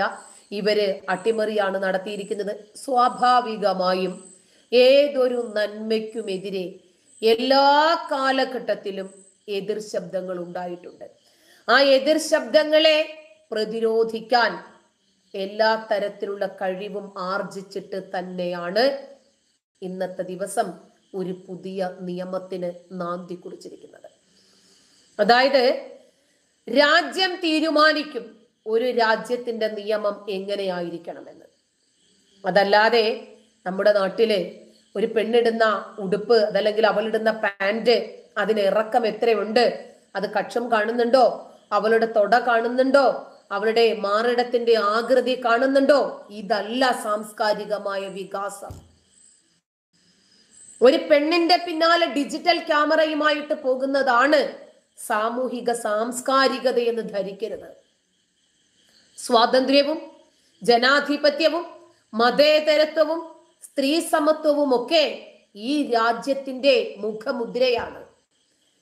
ഇത്തരം ലിബറൽ ആശയങ്ങൾ വേരൂന്നിയിട്ടുള്ള നാടുകളിലെല്ലാം പുരോഗമനം മാത്രമേ ഉണ്ടായിട്ടുള്ളൂ, വളർച്ചകൾ മാത്രമേ ഉണ്ടായിട്ടുള്ളൂ. മറിച്ച് പെണ്ണിന്റെ പിന്നാലെ തോക്കും ചൂണ്ടിപ്പോകുന്ന സദാചാര പോലീസിംഗ് ഉള്ള ഒരു രാജ്യവും ഗതി പിടിച്ചിട്ടില്ല.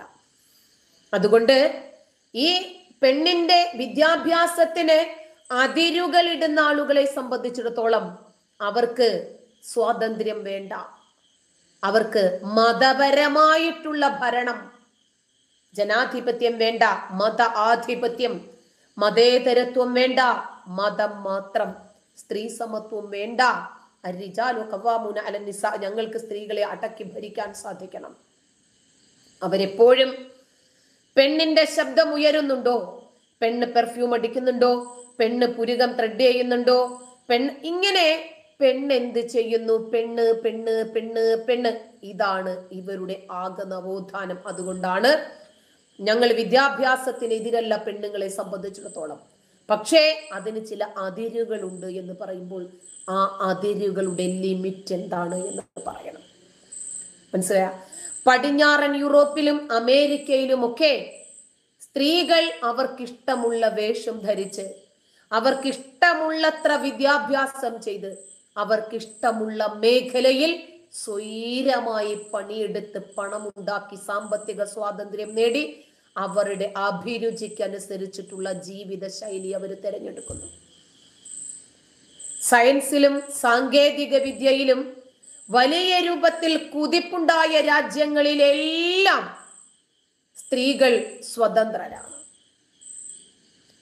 അവർക്ക് കൂച്ചുവിലങ്ങിടാനോ അവരുടെ പിന്നാലെ തോക്കും ചൂണ്ടി വടിയുമായി തെളിച്ചു കൊണ്ടുപോകാനോ ഒരാളുമില്ല. മാർഗരറ്റ് താച്ചർ, അങ്ങനെ പറയാൻ ഒരുപാടുണ്ട്, ഒരുപാട് ആളുകളുണ്ട് പറയാൻ.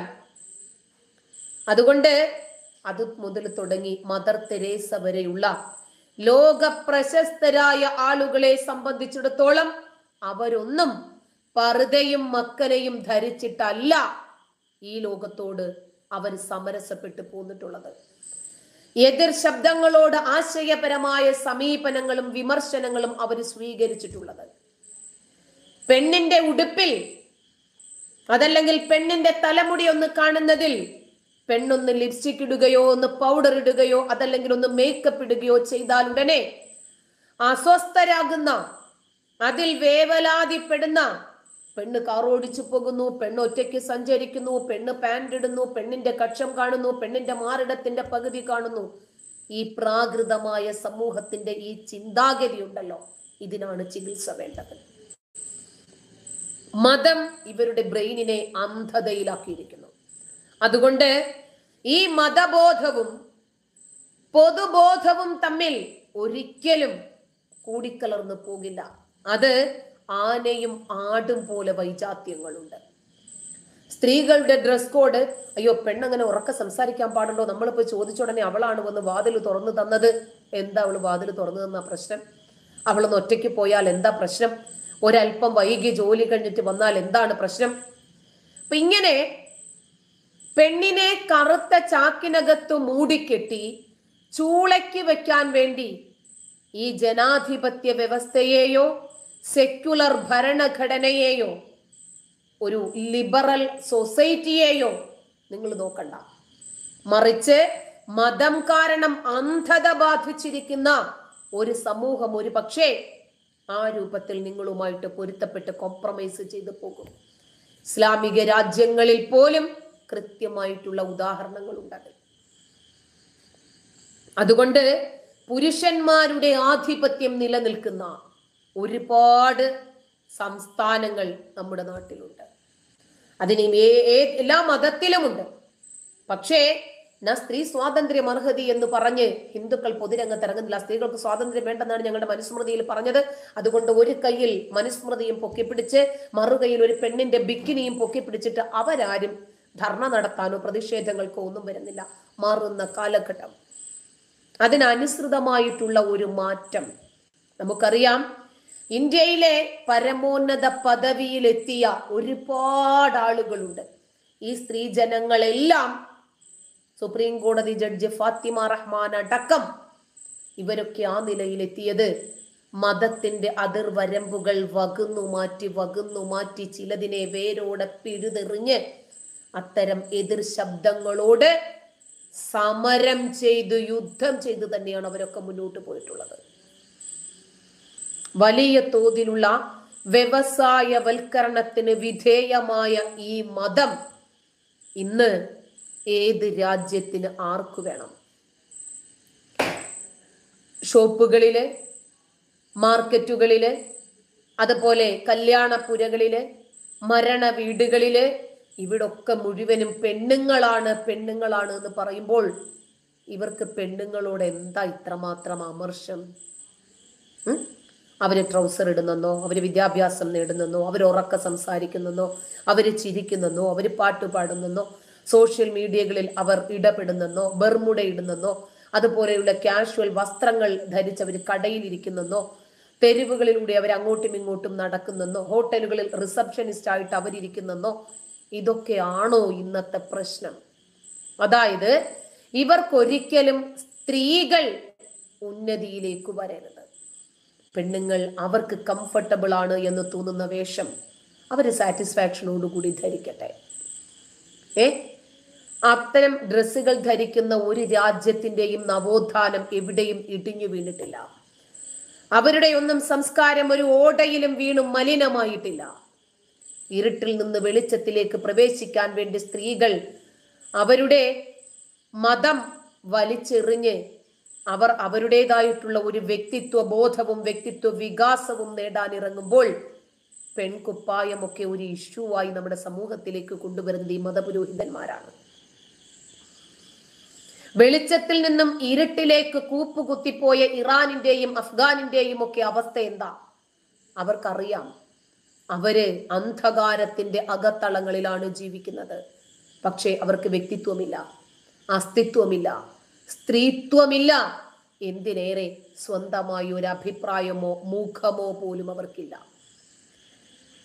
പെൺകുപ്പായത്തിന്റെ അളവുകോലുമായി നടക്കുന്ന ഈ ഡിജിറ്റൽ മതപുരോഹിതന്മാരെ ഒന്ന് കൺട്രോൾ ചെയ്യേണ്ടത് മുസ്ലിം സ്ത്രീകൾ തന്നെയാണ്. ഒരു സമൂഹത്തിലെ മേധാവിത്വം, പുരുഷ മേധാവിത്വം ശക്തമായി പ്രതിഫലിക്കുന്നതെല്ലാം പെണ്ണിന്റെ മേലെ ആയിരിക്കും, പെണ്ണിനെ നിയന്ത്രിക്കുന്നതിലായിരിക്കും. ഒരു ഡ്രസ്സിൽ എന്തിരിക്കുന്നു, ഒരു ഡ്രസ്സിൽ എന്താണ് ഇവരുടെ മതം ഇടിഞ്ഞു വീഴുന്ന എന്താണുള്ളത്, ഇവര് എല്ലായിടത്തും ചർച്ചയാകും. ഇതാ ഞാൻ പറഞ്ഞു വരുന്നത്, ഇത്തരം നിയമങ്ങൾ മാറ്റമില്ലാതെ തുടരുന്നതിലാണ് ഇവർക്ക് വ്യഗ്രത. 6-ാം നൂറ്റാണ്ടില് പെണ്ണ് മുഖം മൂടാതെ പുറത്തിറങ്ങാൻ പാടില്ലായിരുന്നു. അവൾ പൊതുവേദിയിൽ സംസാരിക്കരുത്. പെണ്ണിന് ആരാധനാലയത്തിൽ കയറാൻ അന്നും ഇന്നും പാടില്ല. അങ്ങനെ പെണ്ണുങ്ങളെ കുറിച്ചിട്ടുള്ള വിലക്കുകൾ പെണ്ണിന്റെ മേലെ അടിച്ചേൽപ്പിക്കുന്ന അരുതായ്മകളല്ലാതെ ഈ പുരുഷന്മാരുണ്ടാക്കിയ, പുരുഷന്മാർക്ക് വേണ്ടി ഉണ്ടാക്കിയ, പുരുഷന്മാർക്ക് വേണ്ടി വ്യാഖ്യാനിക്കപ്പെടുന്ന ഈ പുരുഷാധിപത്യ സമൂഹത്തിൽ സ്ത്രീകൾക്ക് വേണ്ടി എന്താണുള്ളത്? സങ്കുചിതമായ ഈ മതത്തിനുള്ളിൽ നിന്ന് ഒരിക്കലും സ്ത്രീകൾക്ക് പുറം ലോകത്തിലേക്ക് എത്തി നോക്കാൻ പോലും കഴിയില്ല. കാരണം ലാ തക്തുബൂഹുന്നൽ കിതാബത, സ്ത്രീയെ അക്ഷരം പഠിപ്പിക്കരുത്. കാരണം അവൾക്ക് വിദ്യാഭ്യാസം കൊടുത്താൽ അവൾക്ക് വ്യക്തിത്വ വികാസം ഉണ്ടാകും. അവൾ അവളുടെ അർഹതപ്പെട്ട വിഷയങ്ങൾക്ക് വേണ്ടി അവൾ യുദ്ധം ചെയ്യും, അവൾ ചോദ്യങ്ങൾ ഉയർത്തും. അതുകൊണ്ട് പെണ്ണെപ്പോഴും മൂടിക്കെട്ടണം. ഈ 6-ാം നൂറ്റാണ്ടിന്റെ ഗോത്ര നിയമങ്ങൾ ഇന്നും ഒരു പുരോഗമന സമൂഹത്തിലേക്ക് കെട്ടിവെക്കാൻ ശ്രമിക്കുമ്പോൾ എങ്ങനെയാണ് നമുക്കതിനെ അംഗീകരിക്കാൻ സാധിക്കുന്നത് എന്നുകൂടി ചിന്തിക്കണം. കാരണം നമുക്കറിയാം, ലോകമെങ്ങും മതതീവ്രവാദം വേരൂന്നിയ സാഹചര്യത്തിലാണ് നമ്മളുള്ളത്. തീവ്ര ഇസ്ലാമിക ഭീകരവാദികൾ ലോകം മുഴുവനും വലിഞ്ഞു കയറിച്ചെന്നും കുടിയേറിച്ചെന്നും നുഴഞ്ഞു കയറിയും അതല്ല അവിടെയുള്ള ആളുകളായിട്ടും അങ്ങനെയൊക്കെ ജനാധിപത്യ രാജ്യങ്ങളിലെ ഭരണ ക്രമീകരണം പോലും മാറ്റിത്തിരുത്തി അത് വലിച്ചെറിഞ്ഞ് അവിടുത്തെ ഭരണാധികാരികളെ ആ രാജ്യത്ത് നിന്നും ഓടിച്ച് അവിടെ 6-ാം നൂറ്റാണ്ടിന്റെ ഗോത്ര ശരീഅത്ത് നിയമത്തെ കൊണ്ടുവരുന്നതിന് വേണ്ടി തെരുവിലിറങ്ങുന്നു. നമ്മൾ യൂറോപ്യൻ രാജ്യങ്ങളിലൊക്കെ കണ്ടുവരികയാണ് അതൊക്കെ. ജനാധിപത്യത്തിന് ഇവരുടെ മുമ്പിൽ തല കുനിച്ച് നിൽക്കേണ്ടി വരുന്നു. ഫ്രാൻസ്, സ്വീഡൻ, നോർവേ, ഇതൊക്കെ നമുക്ക് മുമ്പിൽ നിൽക്കുന്ന ഒരുപാട് തെളിവുകളാണ്. ഇത്തരം സമീപനങ്ങൾക്കൊരു മാറ്റം സമൂലമായിട്ടും വേണം. അതുകൊണ്ട് ഒരുപാട് കാര്യങ്ങൾക്ക് മാറ്റം ഉണ്ടാകുന്നുണ്ട്. ഈ മാറ്റത്തെ നമ്മൾ അനുധാവനം ചെയ്യുകയും വേണം. അതായത് ഈ സമീപ കാലഘട്ടത്തിൽ നമ്മൾ കാണുന്നു ഒരുപാട് പോക്സോ കേസുകൾ. പ്രതിയായിട്ട് വരുന്നത് 20 വയസ്സിനകത്തുള്ള ആൺകുട്ടികൾ. ഇരയെന്ന് പറയപ്പെടുന്ന പെൺകുട്ടികളും ഏതാണ്ട് അതേപോലെ തന്നെയാണ്. ഈ 2 കുടുംബവും നെഞ്ചുരുകി ജീവിക്കുവാണ്. ഈ ആൺകുട്ടികളെ ഒരിക്കലും മാതാപിതാക്കൾ പറഞ്ഞു വിടുന്നതല്ല അങ്ങനെയൊക്കെ ചെയ്തിട്ട് വാന്ന്. പെൺകുട്ടികളെയും അങ്ങനെ പറഞ്ഞു വിടുന്നതല്ല. നല്ല സൗഹൃദമാണ് എന്ന് കരുതി ഇവർ, നമ്മുടെയൊക്കെ കാലഘട്ടത്തിലും പ്രേമവും പ്രണയവും ഒക്കെ ഉണ്ടായിരുന്നു. ലവ് ലെറ്ററും ഏലയ്ക്കകത്ത് എഴുതി കൊടുക്കലും ചെറിയ കുട്ടികളുടെ കയ്യിൽ പ്രണയലേഖനം കൊടുത്തുവിടലും ഒക്കെ ഉണ്ടായിരുന്നു. പക്ഷേ സെക്സിലേക്ക് കടന്നിരുന്നില്ല. ഇപ്പോ മിണ്ടുന്നതിന് മുമ്പ് ശരി നീ സിംഗിൾ ആണോ? അല്ല. ശരി ഞാൻ സിംഗിൾ ആണെന്ന് പറഞ്ഞാൽ അവന് പ്രേമമില്ല.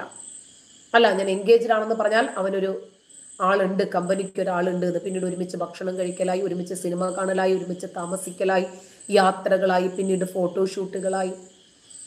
ഇതില് സൗഹൃദം മോശമായ തലത്തിലേക്കും സെക്സിലേക്കും ഒക്കെ മാറുമ്പോഴാണ് പലപ്പോഴും നമ്മൾ അന്തം വിട്ടു പോകുന്നത്. അങ്ങനെയാണ് ബന്ധങ്ങളുടെ അതിരുകൾ ലംഘിക്കപ്പെടുന്നത്. 2 പേരുടെയും സ്വകാര്യ ഭാഗങ്ങളിലേക്ക് ഈ ബന്ധങ്ങൾ കടന്നു ചെല്ലുമ്പോൾ അതിന് അതിർവരമ്പുകൾ ഇല്ലാതാകുന്നു. അതൊരിക്കലും പെണ്ണിന്റെ വേഷം കണ്ടിട്ടാണ് എന്ന് പറയരുത്. പൂർണ്ണ നഗ്നയായി സ്ത്രീയും പുരുഷനും നടക്കുന്ന സംസ്ഥാനങ്ങളും ഈ ഇന്ത്യക്കകത്തുള്ളത് തന്നെയാണ്.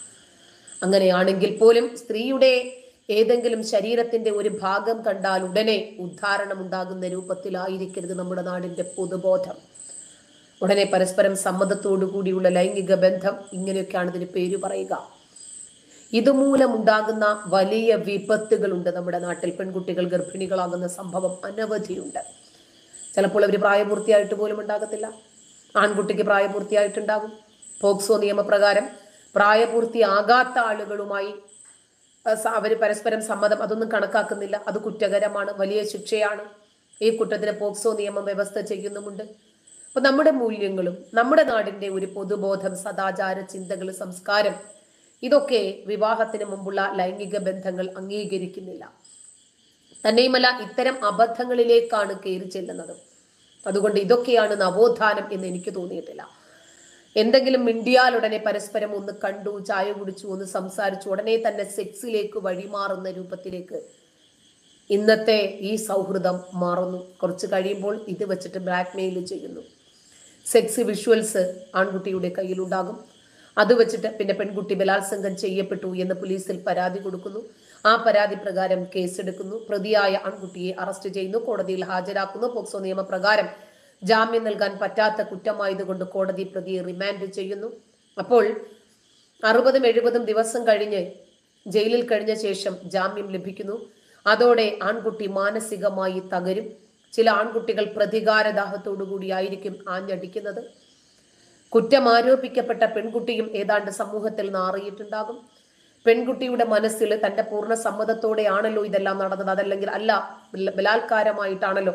എന്തായിരുന്നാലും ആ കുട്ടിയുടെ മുമ്പോട്ടുള്ള ഭാവിയെ ഇത് സാരമായി ബാധിക്കുന്നു. കേസിന്റെ തെളിവെടുപ്പ് സമയമാകുന്ന സമയത്ത് വീണ്ടും വൈകാരികമായ രംഗങ്ങളിലൂടെ കടന്നു പോകുന്നു. ആൺകുട്ടിയും പെൺകുട്ടിയും മാനസിക സമ്മർദ്ദങ്ങളിലൂടെ കടന്നു പോകുന്നു. ആൺകുട്ടിയുടെ ഭാഗത്ത് നിന്നും കേസ് എങ്ങനെയെങ്കിലും ഒന്ന് ഒത്തുതീർപ്പാക്കുന്നതിന് വേണ്ടിയുള്ള ശ്രമം.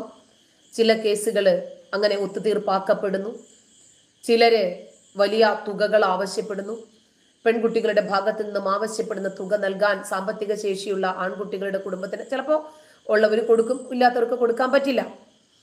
എന്തായിരുന്നാലും തെളിവ് സമയത്ത് മാതാപിതാക്കൾക്ക്, ആൺകുട്ടിയുടെ മാതാപിതാക്കളും സംഘർഷത്തിൽ, പെൺകുട്ടിയുടെ മാതാപിതാക്കളും സംഘർഷത്തിൽ. ഇതിനൊക്കെ ഒരു അയവ് വരുത്തേണ്ടുന്ന കാലഘട്ടം കഴിഞ്ഞു പോയിട്ടുണ്ട്. ഇവിടെ 2 കുടുംബങ്ങളാണ് വലിയ ദുഃഖത്തിലേക്കും മാനസിക പ്രശ്നത്തിലേക്കും പോകുന്നത്. 2 കുട്ടികളുടെ ഭാവിയാണ് ഈ തുലാസിൽ ആടിക്കൊണ്ടിരിക്കുന്നത്. പ്രതിയും ഇരയുമായ കുട്ടികൾ, അവർക്കുമുണ്ട് സ്വപ്നങ്ങളും പ്രതീക്ഷകളും ഒക്കെ. അതൊക്കെ നഷ്ടപ്പെട്ട് മാനസികമായി തകർന്ന് പഠനത്തിൽ താല്പര്യമില്ലാതെ നിരാശരായി വർഷങ്ങളോളം ഈ കേസുകൾ മുന്നോട്ട് കൊണ്ടുപോകുവാണ്. ആരോഗ്യകരമായ ആൺപെൺ സൗഹൃദങ്ങൾ നല്ലതാ, പക്ഷേ അതിന് നമുക്ക് ചില സെൽഫ് ഡിഫൻസുകളുണ്ട്. സെൽഫായിട്ട് നമുക്ക് ചില ലിമിറ്റേഷൻസ് ഉണ്ട്. ശാരീരിക അതിരുകൾ ലംഘിച്ച്, അതുകൊണ്ടാണ് നമ്മൾ ചെറിയ കുട്ടികളെ ഗുഡ് ടച്ചും ബാഡ് ടച്ചും ഒക്കെ പഠിപ്പിക്കുന്നത്. അതുകൊണ്ട് നല്ല സൗഹൃദങ്ങൾ നല്ലതായിരിക്കണം. അപ്പോൾ ഈ കേസുകൾ വർഷങ്ങളോളം നീണ്ടു പോകുമ്പോൾ വലിയ ബുദ്ധിമുട്ടാണ്, വലിയ പ്രശ്നം. അതുകൊണ്ട് ഇത്തരം കുറ്റകൃത്യങ്ങൾക്ക് ശിക്ഷ ലഭിക്കാൻ വർഷങ്ങൾ കാത്തിരിക്കേണ്ടുന്ന ഒരു സാഹചര്യം ഇനിയില്ല. ഇന്ത്യൻ നീതിന്യായ വ്യവസ്ഥയില് വിപ്ലവകരമായ മാറ്റമുണ്ടായിരിക്കുന്ന ഒരു സുദിനമാണിത്.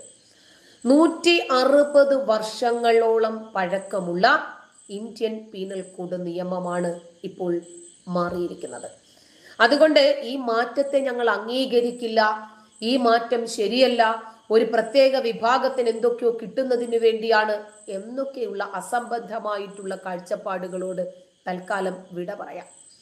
കാരണം മാറുന്ന രാജ്യത്തിന് മാറ്റമുള്ള നിയമങ്ങൾ അനിവാര്യമാണ്. സൗദി അറേബ്യയില് സ്ത്രീയും പുരുഷനും ഇടകലരുന്നതിൽ ശക്തമായ നിയന്ത്രണങ്ങൾ ഉണ്ടായിരുന്നു. മുമ്പ് പുറത്ത് സ്വതന്ത്രമായി യാത്ര ചെയ്യാൻ ഒരു രക്ഷാധികാരി, അതായത് വിവാഹബന്ധം നിഷിദ്ധമായിട്ടുള്ള ഒരു പുരുഷൻ കൂടെ വേണമായിരുന്നു. ഇപ്പൊ അത് പറ്റില്ല. എൻ്റെ മോള് കോട്ടയത്താണ് പഠിക്കുന്നത്. അവളെ മാസത്തിൽ ഒരിക്കലും കൊണ്ടുവിടുക, വിളിച്ചുകൊണ്ട് വരിക ബുദ്ധിമുട്ടാണ്. ഇനിയിപ്പോ ബാംഗ്ലൂരിലാണ് മോൻ പഠിക്കുന്നത്, അവരെ കൊണ്ടുവരിക വിളിച്ചുകൊണ്ട് ബുദ്ധിമുട്ടാണ്. അപ്പോ അവർക്ക് ഒറ്റയ്ക്ക് യാത്ര ചെയ്യാനുള്ള കോൺഫിഡൻസ് ഉണ്ടാക്കി കൊടുക്കണം. അപ്പോ സൗദി അറേബ്യയില് വാഹനങ്ങൾ സ്ത്രീകൾ ഓടിക്കാൻ, സ്ത്രീകൾക്ക് സ്വസ്ഥമായി ഒറ്റയ്ക്ക് യാത്ര ചെയ്യാൻ, ഒറ്റയ്ക്ക് താമസിക്കാൻ. അപ്പൊ അങ്ങനെ അവര് മനസ്സിലാക്കുകയാണ് യൂറോപ്പിലൊക്കെ ഇങ്ങനെയാണല്ലോ സംഭവിക്കുന്നത്. എന്നിട്ട് അവിടെ ഒന്നുമില്ലല്ലോ. എന്ത് സംഭവിച്ചു? ഇപ്പൊ സ്ത്രീകൾ മനുഷ്യരല്ലേ, അവരെന്തിനാണ് നമ്മൾ ഇങ്ങനെ മൂക്ക് കയറിട്ട് വലിച്ചുകൊണ്ട് നടക്കുന്നത്?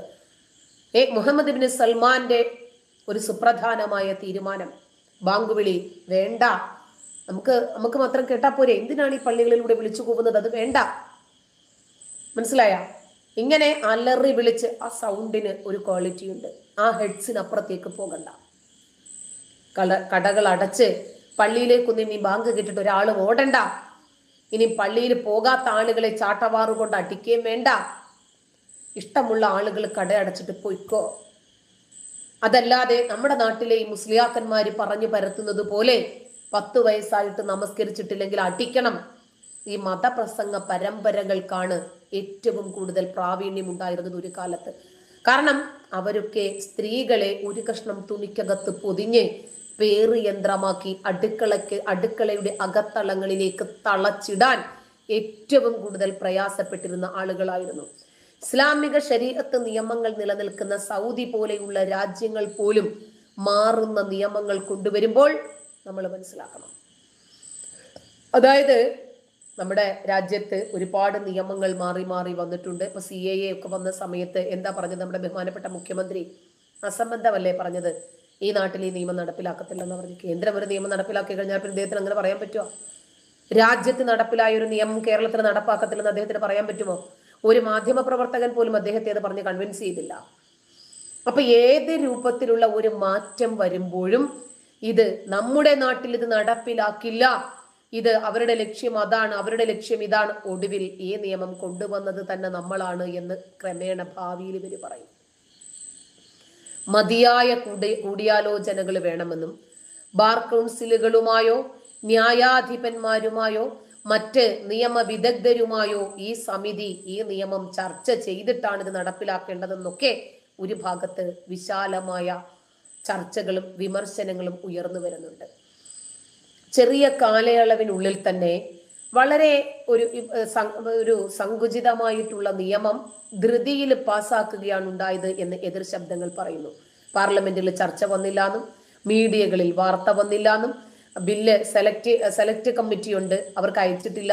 ബില്ല് പാസ്സാക്കുമ്പോൾ ബില്ല് ചർച്ച ചെയ്യേണ്ടുന്ന പാർലമെന്റിലെ 143 പ്രതിപക്ഷ എംപിമാരെ സസ്പെൻഡ് ചെയ്ത് പാർലമെന്റിന് പുറത്ത് നിർത്തിയിരിക്കുകയായിരുന്നു. ഇതൊക്കെ പച്ചക്കള്ളങ്ങളാണ്. ഇതും യാഥാർത്ഥ്യവുമായി ഒരു ബന്ധവുമില്ല. ഒരു രാജ്യത്തൊരു നിയമം പാസ്സാകുമ്പോൾ ആ നിയമം കൊണ്ട് രാജ്യത്തുള്ള ആർക്കെങ്കിലും എന്തെങ്കിലും രൂപത്തിലുള്ള കോട്ടങ്ങൾ ഉണ്ടാകുന്നുണ്ടോ എന്നാണ് അറിയേണ്ടത്. അതായത് മുമ്പത്തെ പോലെ ഈ പെറ്റി കേസുകളില് ഒരു പിഴയടച്ച് ശരി പണമുള്ളവൻ എങ്ങനെയും നിയമത്തെ ലംഘിക്കാം, തടി ഊരാൻ പറ്റില്ല. കുറ്റങ്ങളുടെ ശിക്ഷ വളരെ ഇടുങ്ങിയതായിരിക്കും. രാജ്യത്ത് നിയമവ്യവസ്ഥയിലെ സുപ്രധാന പരിഷ്കാരമായി പുതിയ ക്രിമിനൽ നിയമങ്ങൾ നമ്മൾ മനസ്സിലാക്കണം. തെളിവ് നിയമത്തിന് പകരമാണ് പുതിയ നിയമം. പെറ്റി കേസുകളിൽ പിഴയടച്ചിട്ട് ഊരാൻ പറ്റില്ല. ഗുരുതരമായ കുറ്റങ്ങളുടെ ശിക്ഷ നമ്മൾ വിചാരിക്കുന്നതിലും അപ്പുറമായിരിക്കും. കാരണം നമ്മൾ പലപ്പോഴും പറയാറുണ്ട്, ചെറിയ ചെറിയ ശിക്ഷ കാരണമാണ് ഈ കുറ്റകൃത്യങ്ങൾ വീണ്ടും വീണ്ടും ആവർത്തിക്കുന്നത്.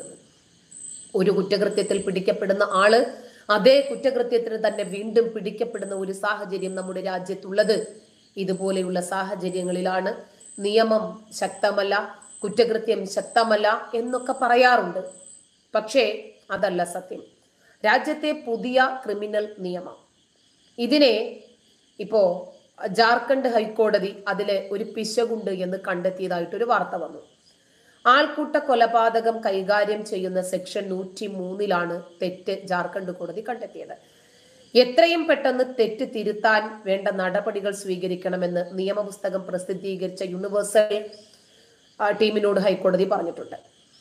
അതായത് ജസ്റ്റിസ് ആനന്ദ സെൻ, സുഭാഷ് ചന്ദ് എന്നിവരടങ്ങിയ ബെഞ്ചാണ് പിശക് കണ്ടെത്തിയത്. വംശം, വർഗം, സമുദായം, ലിംഗഭേദം, ജന്മസ്ഥലം, ഭാഷ, വ്യക്തിപരമായ വിശ്വാസങ്ങള് ഇതോ സമാനമായ മറ്റേതെങ്കിലും കാരണങ്ങളോ കൊണ്ട് 5 അതിലധികമോ ആളുകൾ ചേർന്ന് കൊലപാതകം നടത്തിയാൽ സെക്ഷൻ 103 2 പ്രകാരം ജീവപര്യന്തം തടവോ പിഴവോ ശിക്ഷ ലഭിക്കാം എന്നതാണ് പുതിയ നിയമത്തിൽ വരുന്നത്.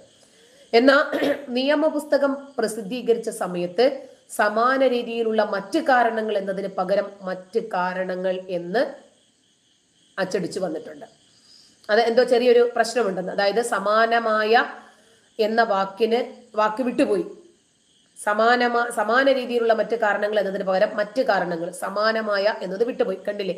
അത്ര സൂക്ഷ്മ നിരീക്ഷണത്തോടു കൂടിയാണ് ഈ ബില്ലിനെ ആളുകൾ കാണുന്നത്, ഈ നിയമത്തെ ആളുകൾ കാണുന്നത്. ചെറിയൊരു തെറ്റാണെങ്കിൽ പോലും ആ നിയമം വ്യാഖ്യാനിക്കുന്ന സമയത്ത് സമാനമായ എന്ന വാക്ക് അതിനകത്തില്ലെങ്കിൽ ഗുരുതരമായ പ്രത്യാഘാതങ്ങൾ ഉണ്ടാക്കും എന്ന് കോടതി ചൂണ്ടിക്കാണിക്കുന്നു. നിയമത്തിന്റെ ഉദ്ദേശവും വ്യാഖ്യാനവും ഒക്കെ മാറ്റുന്ന തരത്തിലാണ് ഈ യൂണിവേഴ്സൽ അത് അച്ചടിച്ചിരിക്കുന്നത്. അപ്പോ അത് ഇത്തരം ചെറിയ ഒരു പിശക് വലിയ ഗുരുതരമായിട്ടാണ് കോടതി ചൂണ്ടിക്കാണിക്കുന്നത്. നീതി നിഷേധിക്കപ്പെടാൻ ഈ ചെറിയ ഒരു തിരുത്ത് പോലും, ചെറിയ ഒരു വാക്ക് പോലും കാരണമാകും എന്നാണ് പറയപ്പെടുന്നത്. അത്രയ്ക്ക് സൂക്ഷ്മ നിരീക്ഷണത്തോടെ, കാരണം നിയമങ്ങൾ വ്യാഖ്യാനിക്കണമല്ലോ, അത്ര കൃത്യതയോടുകൂടിയാണ് ഈ നിയമം നിർമ്മിക്കപ്പെട്ടിരിക്കുന്നത്. ഇപ്പോ പുതിയ ക്രിമിനൽ നിയമപ്രകാരമുള്ള ആദ്യത്തെ കേസ് ദാണ്ട് ഡൽഹിയിൽ ചാർജ് ചെയ്തിട്ടുണ്ട്. കുട്ടികളെ കച്ചവടം ചെയ്യുന്നത് മുതൽ ആൾക്കൂട്ട ആക്രമണം വരെ പുതിയ നിയമത്തിൽ ഉൾക്കൊള്ളിച്ചിട്ടുമുണ്ട്. അതുകൊണ്ട് നമ്മൾ വിചാരിക്കുന്നത്ര രൂപത്തിൽ സിമ്പിളായിട്ടല്ല ഈ നിയമമുള്ളത്. ഡൽഹിയിലാണ് ആദ്യത്തെ കേസ് രജിസ്റ്റർ ചെയ്തതായിട്ടുള്ള വാർത്തകൾ വരുന്നത്. അതായത് നിയമങ്ങൾ ഭരണഘടനാ വിരുദ്ധമാണ് എന്ന് ബാർ കൗൺസിൽ അഭിപ്രായപ്പെടുന്ന ഒരു വിഭാഗം സുപ്രീം കോടതി വിധിക്കെതിരായ നിയമങ്ങൾ വരെ നടപ്പാക്കാൻ ഒരുങ്ങുന്നെന്നും കത്തിൽ ചൂണ്ടിക്കാണിച്ചിട്ടാണ് ഇപ്പോൾ ഒരു കത്ത് വൈറലായിരിക്കുന്നത്. രാജ്യത്തെ പുതിയ ക്രിമിനൽ നിയമങ്ങൾ നടപ്പാകുന്നു, അത് നിർത്തിവെക്കണമെന്ന് ആവശ്യപ്പെട്ടിട്ടാണ് ഡൽഹി ബാർ കൗൺസിൽ കേന്ദ്ര ആഭ്യന്തരമന്ത്രി അമിത്ഷായ്ക്ക് കത്ത് നൽകിയിരിക്കുന്നത്. നിയമങ്ങൾ ഭരണഘടനാ വിരുദ്ധമാണെന്ന് അതിനകത്ത് ബാർ കൗൺസിൽ ചൂണ്ടിക്കാണിക്കുന്നു. സുപ്രീം കോടതി വിധി പറഞ്ഞ ഒരു കേസ്, അതിനെതിരായിട്ട് വരെ നിയമങ്ങൾ നടപ്പിലാക്കാൻ ഇതിനകത്ത് നിയമം പറയുന്നുണ്ട് എന്ന് പറഞ്ഞിട്ടാണ് കത്തിനകത്ത് ആരോപിക്കപ്പെടുന്നത്. അതായത് പുതിയ ക്രിമിനൽ നിയമങ്ങൾ നിലവിൽ വന്നതിന് അനുകൂലവും പ്രതികൂലവുമായ രൂപത്തിൽ ഇത് ജനാധിപത്യ രാജ്യമായതുകൊണ്ട് തന്നെ എതിർ ശബ്ദങ്ങൾ ഉണ്ടാകുന്നുണ്ട്. പരാതികളിൽ കേസ് രജിസ്റ്റർ ചെയ്യുന്നതും തുടർ നടപടികൾ സ്വീകരിക്കുന്നതുമൊക്കെ പുതിയ നിയമവ്യവസ്ഥ പ്രകാരമായിരിക്കും ഇന്നു മുതൽ. അതിനു മുമ്പുണ്ടായിരുന്ന എല്ലാ കുറ്റകൃത്യങ്ങളിലും ഇന്നു മുതലുള്ള നിയമ നടപടികളിലായിരിക്കും തീരുമാനങ്ങൾ ഉണ്ടാവുക. ഭാരതീയ ന്യായ സംഹിത പ്രകാരമുള്ള ആദ്യത്തെ കേസ് ഡൽഹിയിൽ രജിസ്റ്റർ ചെയ്തു. കമല മാർക്കറ്റിലെ വഴിയോര കച്ചവടക്കാരനെതിരെയാണ് ആദ്യത്തെ കേസ്. ഡൽഹി റെയിൽവേ സ്റ്റേഷനില് ഫുട്പാത്ത് കയ്യേറി കച്ചവടം നടത്തിയതിന്റെ പേരിലാണ് കമല മാർക്കറ്റ് പോലീസ് കേസെടുത്തിരിക്കുന്നത്. ഭാരതീയ ന്യായ സംഹിത സെക്ഷൻ 285 പ്രകാരമാണ് FIR രജിസ്റ്റർ ചെയ്തിട്ടുള്ളത്. ഇതിനിടയിൽ പുതിയ ക്രിമിനൽ നിയമം നടപ്പാക്കുന്നത് പുനഃപരിശോധിക്കണമെന്ന് ആവശ്യപ്പെട്ട് മമതാ ബാനർജി പ്രധാനമന്ത്രി നരേന്ദ്രമോദിക്ക് കത്ത് നൽകി. 3 നിയമങ്ങളും നടപ്പാക്കുന്ന കാര്യത്തിൽ വലിയ ആശങ്കയുണ്ട് എന്നാണ് മമതയുടെ കത്തിൽ പറയുന്നത്. അതൊക്കെ ഉണ്ടാകണം. അതായത് എതിർ ശബ്ദങ്ങൾ ഉണ്ടാകണം. നമുക്ക് ഏതൊരു വിഷയത്തെ സംബന്ധിച്ചും അനുകൂലമായോ പ്രതികൂലമായോ പ്രതികരിക്കാൻ സാധിക്കണമല്ലോ. അപ്പോ പൗരന്മാർക്ക് നീതി നിഷേധിക്കപ്പെടാതിരിക്കുന്നതിന് വേണ്ടിയാണ് പുതിയ നിയമങ്ങൾ എന്നാണ് പറയുന്നത്. ഇന്ത്യൻ പീനൽ കോഡ് പ്രകാരം കേന്ദ്ര സർക്കാർ കൊണ്ടുവന്ന പുതിയ നിയമം, അതായത് ഭാരതീയ നാഗരിക് സുരക്ഷാ സംഹിത ഇന്ത്യൻ തെളിവ് നിയമത്തിന് പകരമായിട്ട് കൊണ്ടുവന്നതാണ്. സാക്ഷി നിയമവുമുണ്ട് വേറെ. അപ്പൊ ഇതുവഴി ഇലക്ട്രോണിക് മോഡുകൾ വഴിയുള്ള സമൻസുകൾ അങ്ങനെ എല്ലാം ഡിജിറ്റൽ രൂപത്തിലേക്ക് മാറുകയാണ്. നിലവിലെ സാമൂഹിക യാഥാർത്ഥ്യങ്ങളെയും കുറ്റകൃത്യങ്ങളെയും അഭിസംബോധന ചെയ്യാനും ഭരണഘടനയിൽ പ്രതിപാദിക്കുന്ന ആദർശങ്ങൾ കണക്കിലെടുത്ത് ഇവയെ ഫലപ്രദമായി നേരിടാനുള്ള സംവിധാനങ്ങൾ ഒരുക്കാനുമാണ് ശ്രമിച്ചത് എന്നാണ് ഈ നിയമത്തെ വ്യാഖ്യാനിച്ചുകൊണ്ട് ആഭ്യന്തരമന്ത്രി പറയുന്നത്. ബ്രിട്ടീഷ് കാലത്തെ നിയമങ്ങൾ ശിക്ഷ നൽകുന്നതിനാണ് പ്രാധാന്യം. പക്ഷേ നമ്മുടെ നിയമസംഹിത നീതി ലഭ്യമാക്കുന്നതിനാണ് മുൻഗണന നൽകുന്നത്. നമുക്കറിയാം, ഇപ്പോ ഒരു അബ്ദുറഹീം എന്ന് പറയുന്ന ഒരു യുവാവ് സൗദി അറേബ്യയിലെ ഒരു സൗദി ബാലനെ കൊന്നതുമായി ബന്ധപ്പെട്ട് ഒരു കേസ് നിലവിലുണ്ടല്ലോ. 36 കോടി രൂപ പിരിച്ചിട്ടാണെങ്കിലും ശരി ആളെ രക്ഷപ്പെടുത്താൻ വേണ്ടിയിട്ട് ശ്രമിച്ചു കൊണ്ടിരിക്കുന്നു. അപ്പോ അവിടെ ഇത്തരം ഒരു നിയമമായിരുന്നെങ്കിൽ അബ്ദുറഹീമിന് തന്റെ നിരപരാധിത്വം തെളിയിക്കാൻ സാധിക്കുമായിരുന്നു. തന്റെ നിരപരാധിത്വം, ഞാനത് ചെയ്തിട്ടില്ല, അതല്ലെങ്കിൽ ചെയ്ത സാഹചര്യങ്ങൾ കോടതിയെ ബോധ്യപ്പെടുത്താൻ സാധിക്കുമായിരുന്നു. നമ്മുടെ രാജ്യത്താണെങ്കിലോ അതിന് സാധിക്കും. അയാൾ തെറ്റ് ചെയ്തിട്ടില്ലെങ്കിൽ അയാളെ ശിക്ഷിക്കാൻ ഇവിടെ വകുപ്പുകളില്ല. സാക്ഷിമൊഴികൾ വേണം, തെളിവുകൾ വേണം. അതൊക്കെ വെച്ചിട്ട് തന്നെയാണ് ഒരാള് കുറ്റവാളിയാണോ അല്ലേ എന്ന് വ്യാഖ്യാനിക്കപ്പെടുന്നത്. അപ്പോ ഒരാള്, അതായത് 100 കണക്കിന് അപരാധികൾ രക്ഷപ്പെട്ടാൽ പോലും ഒരു നിരപരാധി ശിക്ഷിക്കപ്പെടരുത്. Continental system. അപ്പോ ഈ സിസ്റ്റത്തിന് ഒരുപാട് അപാകതയുണ്ട് എന്ന് കാലങ്ങളായി പലരും ചൂണ്ടിക്കാണിക്കുമ്പോൾ നിരപരാധി ശിക്ഷിക്കപ്പെട്ടാലുള്ള വേദന നമുക്കറിയാം. ഇപ്പൊ അബ്ദുറഹീം തെറ്റ് ചെയ്ത ആളാണ്. അവൻ സൗദി ബാലനെ അടിച്ചു. അയാളുടെ ആ പയ്യന്റെ വായിൽ നിന്നും നുരയും പതയും വന്നു. അയാൾ തന്നെ FIR-ൽ സമ്മതിച്ചിട്ടുള്ള വസ്തുതയാണ്. പക്ഷേ നമ്മൾ ചിന്തിക്കേണ്ടത്, ഒരാൾ തെറ്റ് ചെയ്തോ ഇല്ലേ, സാഹചര്യങ്ങൾ. ഇപ്പോ നമ്മുടെ അട്ടപ്പാടി മധു മോഷ്ടിച്ചു. ഒരു ചാൺ വയറിനു വേണ്ടി പട്ടിണി സഹിക്കാൻ വയ്യാതെ വന്നപ്പോൾ മോഷ്ടിച്ചു. മധുവിന് സഹോദരനാണെന്ന് പറഞ്ഞ ഫിലിം സ്റ്റാറുകൾ വരുന്നു. അവൻ മോഷ്ടിക്കുന്ന സാഹചര്യത്തെ ഇല്ലാതാക്കാൻ നമുക്ക് കഴിയണമായിരുന്നു. നമ്മുടെ ഈ രാജ്യത്ത് പട്ടിണി കാരണം റൊട്ടി മോഷ്ടിക്കുകയും 1 കിലോ അരി മോഷ്ടിക്കുകയും 100 പഞ്ചസാരയും 50 കാപ്പിപ്പൊടിയും മോഷ്ടിക്കുന്ന രൂപത്തിലേക്ക് ആളുകൾ പോകുന്നുണ്ടെങ്കിൽ നമ്മുടെ നാട് ഭരിക്കുന്ന ഭരണാധികാരിയുടെ മോശത്തരമാണത്, അല്ലേ?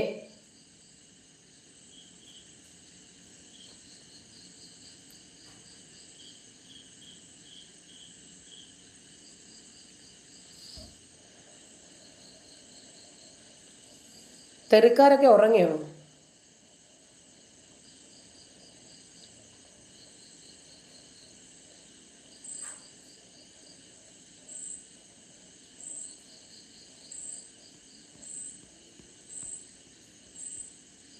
അപ്പോ സ്വാഭാവികമായും ഈ നിയമത്തിനെതിരെ വലിയ ഒരു വിഭാഗം ആളുകൾ രംഗത്ത് വരും.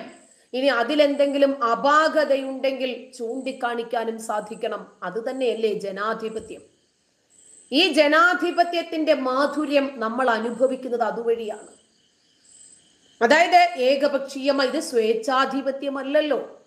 നരേന്ദ്രമോദി സർക്കാർ ഒരു നിയമം നടപ്പിലാക്കിയിട്ടുണ്ടെങ്കിൽ അതിൽ നമ്മുടെ അഭിപ്രായം അനുകൂലമാണെങ്കിലും പ്രതികൂലമാണെങ്കിലും പറയാൻ നമുക്ക് കഴിയണം. നമ്മളെ അതിന്റെ പേരിൽ പിടിച്ച് ജയിലിൽ ഇടുവെന്ന ഇപ്പോ ആദ്യത്തെ കേസ് ഡൽഹിയിൽ രജിസ്റ്റർ ചെയ്തിട്ടുണ്ട്. ജനങ്ങളെ ഈ നിയമത്തെ പറ്റി ബോധവൽക്കരണം നടത്തിയിട്ടുണ്ട് എന്ന് പറയപ്പെടുന്നു. ശരി, കമല മാർക്കറ്റ് പോലീസാണ് ഇപ്പോൾ ലഹരി വിൽപ്പനയുമായി ബന്ധപ്പെട്ടിട്ട് അടുത്ത കേസ്. ഭാരതീയ ന്യായ സംഹിത സെക്ഷൻ 285 പ്രകാരം FIR ഇട്ടിട്ടുണ്ട്. FIR പ്രകാരം ബീഹാറിലെ ഒരു ബർഹ് സ്വദേശിയായ പങ്കജ് കുമാർ പ്രതിയായി. പ്രധാന റോഡിന് സമീപം വണ്ടിയില് പുകയിലയും വെള്ളവും വിറ്റു, യാത്രക്കാർക്ക് തടസ്സമുണ്ടാക്കി. ഇതാണ് FIRലുള്ള കേസ്. ആ ഭാഗത്ത് പട്രോളിംഗ് നടത്തിയിരുന്ന പോലീസാണ് പ്രതിയോട് വണ്ടി മാറ്റാൻ ആവശ്യപ്പെട്ടു. അയാൾ അത് കേട്ടില്ല. അങ്ങനെ ഭാരതീയ ന്യായ സംഹിതയിൽ 358 വകുപ്പുകളിൽ അയാൾക്ക് കേസായി. ഒരു വകുപ്പ് പ്രകാരം ആദ്യത്തെ ഇപ്പോ ഏതാണ്ട് ഈ സംഹിതയിലാകെ 20 പുതിയ കുറ്റകൃത്യങ്ങൾ ചേർത്ത് കഴിഞ്ഞു. 33 കുറ്റകൃത്യങ്ങൾക്കുള്ള തടവ് ശിക്ഷ വർദ്ധിപ്പിച്ചു. 83 കുറ്റകൃത്യങ്ങളിൽ പിഴത്തുക വർദ്ധിപ്പിച്ചു. 23 കുറ്റകൃത്യങ്ങളിൽ നിർബന്ധിത നിയമം ശിക്ഷ നടപ്പിലാക്കുന്നു, മിനിമം ശിക്ഷ. 6 കുറ്റകൃത്യങ്ങളിൽ കമ്മ്യൂണിറ്റി സേവനത്തിനുള്ള ശിക്ഷ കൊണ്ടുവന്നു. നിയമത്തിലെ 19 വകുപ്പുകൾ റദ്ദാക്കുകയോ നീക്കം ചെയ്യുകയോ ചെയ്തു. ഭാരതീയ നാഗരിക സുരക്ഷാ സംഹിതയിൽ 531 വിഭാഗങ്ങളുണ്ട്.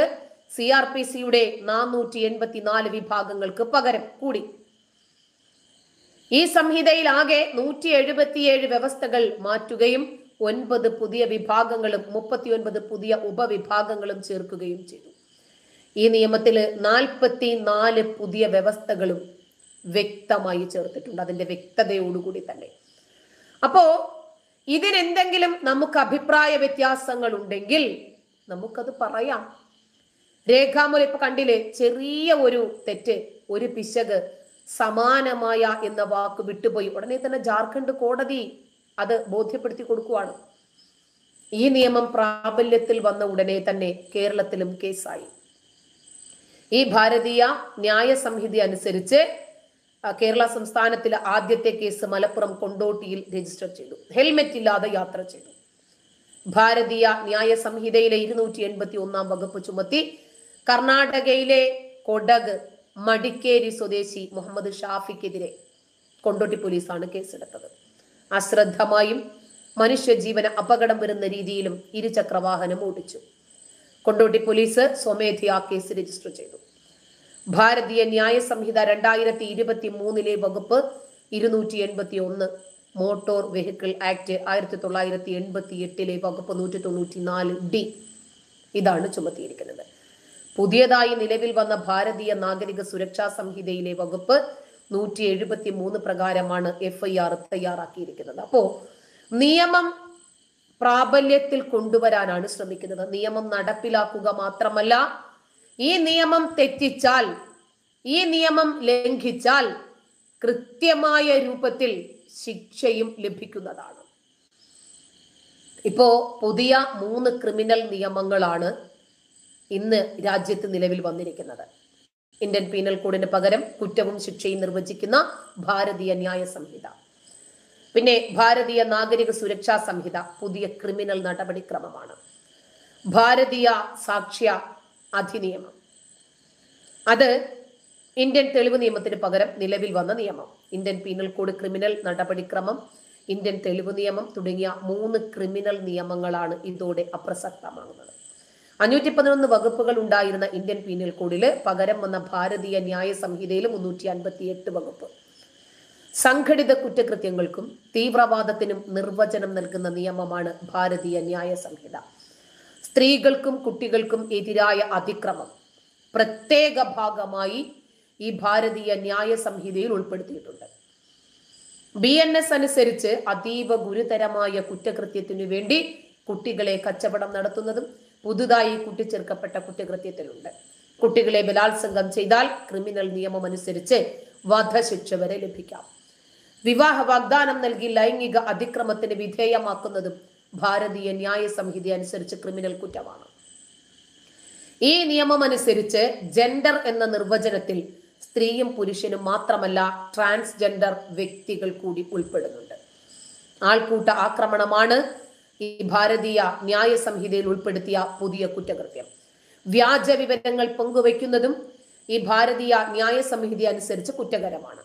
വിവാദമാകാവുന്നതും ചർച്ച ചെയ്യാനിരിക്കുന്നതും 152 വകുപ്പ് അനുസരിച്ച് രാജ്യത്തിന്റെ പരമാധികാരത്തെയും അഖണ്ഡതയെയും ബാധിക്കുന്ന പ്രവൃത്തി എന്ന കുറ്റമാണ്. 152 വകുപ്പ് അനുസരിച്ച് ജീവപര്യന്തം വരെ ശിക്ഷ ലഭിക്കാം. സാമൂഹിക സേവനമാണ് BNS അനുസരിച്ച് കൂട്ടിച്ചേർക്കപ്പെട്ട പുതിയ ശിക്ഷ.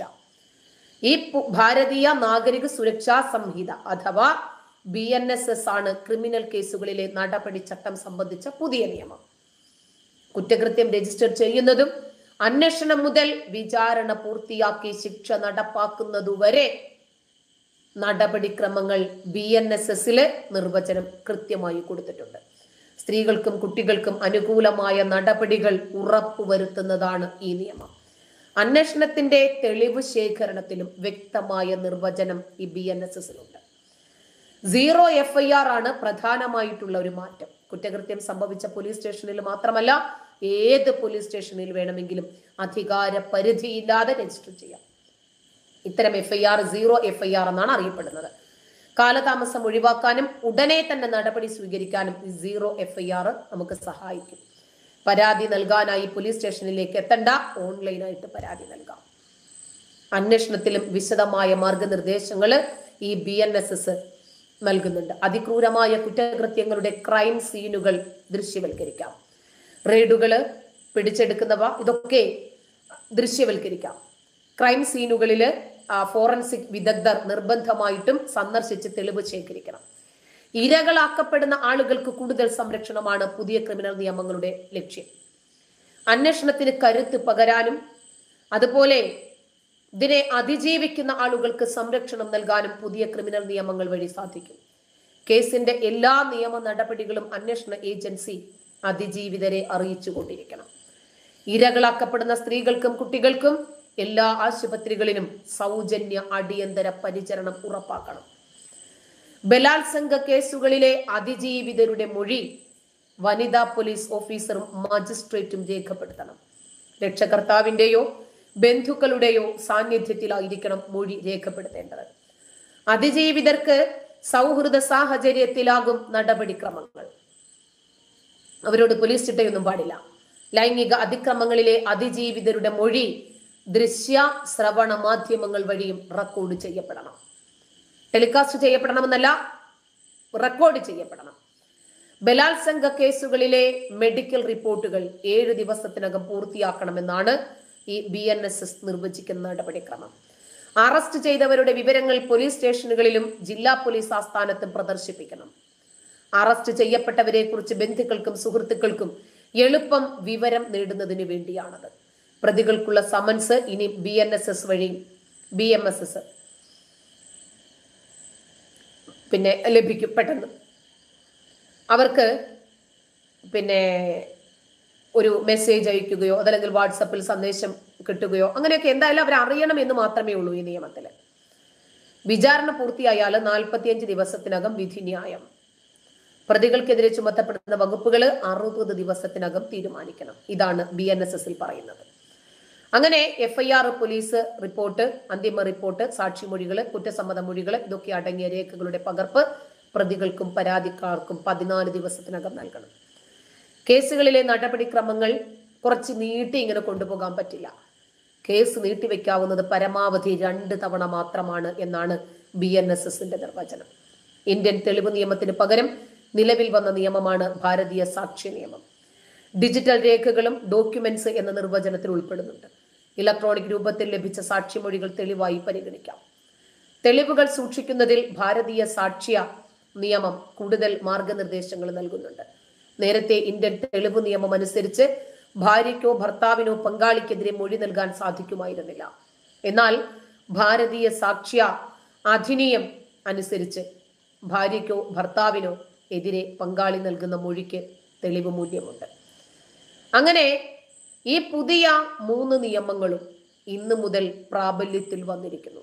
ഇത് നമുക്ക് നന്മയാണ് പ്രദാനം ചെയ്യുന്നത്, നമ്മുടെ രാജ്യത്തിന്റെ പുരോഗതിയാണ്. 160 വർഷങ്ങൾ പഴക്കമുള്ള നിയമവും പൊക്കിപ്പിടിച്ച് ഇനിയും നമ്മൾ നടക്കേണ്ടതില്ല. അതുകൊണ്ട് മാറുന്ന നാടിന്, മാറുന്ന ലോകത്തിന് മാറുന്ന രൂപത്തിലുള്ള നിയമം തന്നെയാണ് അനിവാര്യമായിട്ടുള്ളത്. അതുകൊണ്ട് ഈ നിയമത്തെ ഞാൻ സ്വാഗതം ചെയ്യുന്നു. എൻ്റെ രാജ്യം, എൻ്റെ രാജ്യത്തിന് നല്ലതേ ചെയ്യൂ. എൻ്റെ രാജ്യത്തിന്റെ ഭരണാധികാരികൾ എൻ്റെ രാജ്യത്തെ നവോത്ഥാനത്തിലേക്കാണ് കൊണ്ടുപോകുന്നത് എന്ന് ഉറച്ചു വിശ്വസിച്ചുകൊണ്ട് ഈ നിയമത്തിന് എല്ലാ പിന്തുണയും നൽകുന്നു. ഈ നിയമം അനുശാസിക്കാൻ ഓരോരുത്തരും ബാധ്യസ്ഥരായിരിക്കട്ടെ എന്ന് ആഗ്രഹിക്കുകയും ചെയ്യുന്നു. നന്ദി.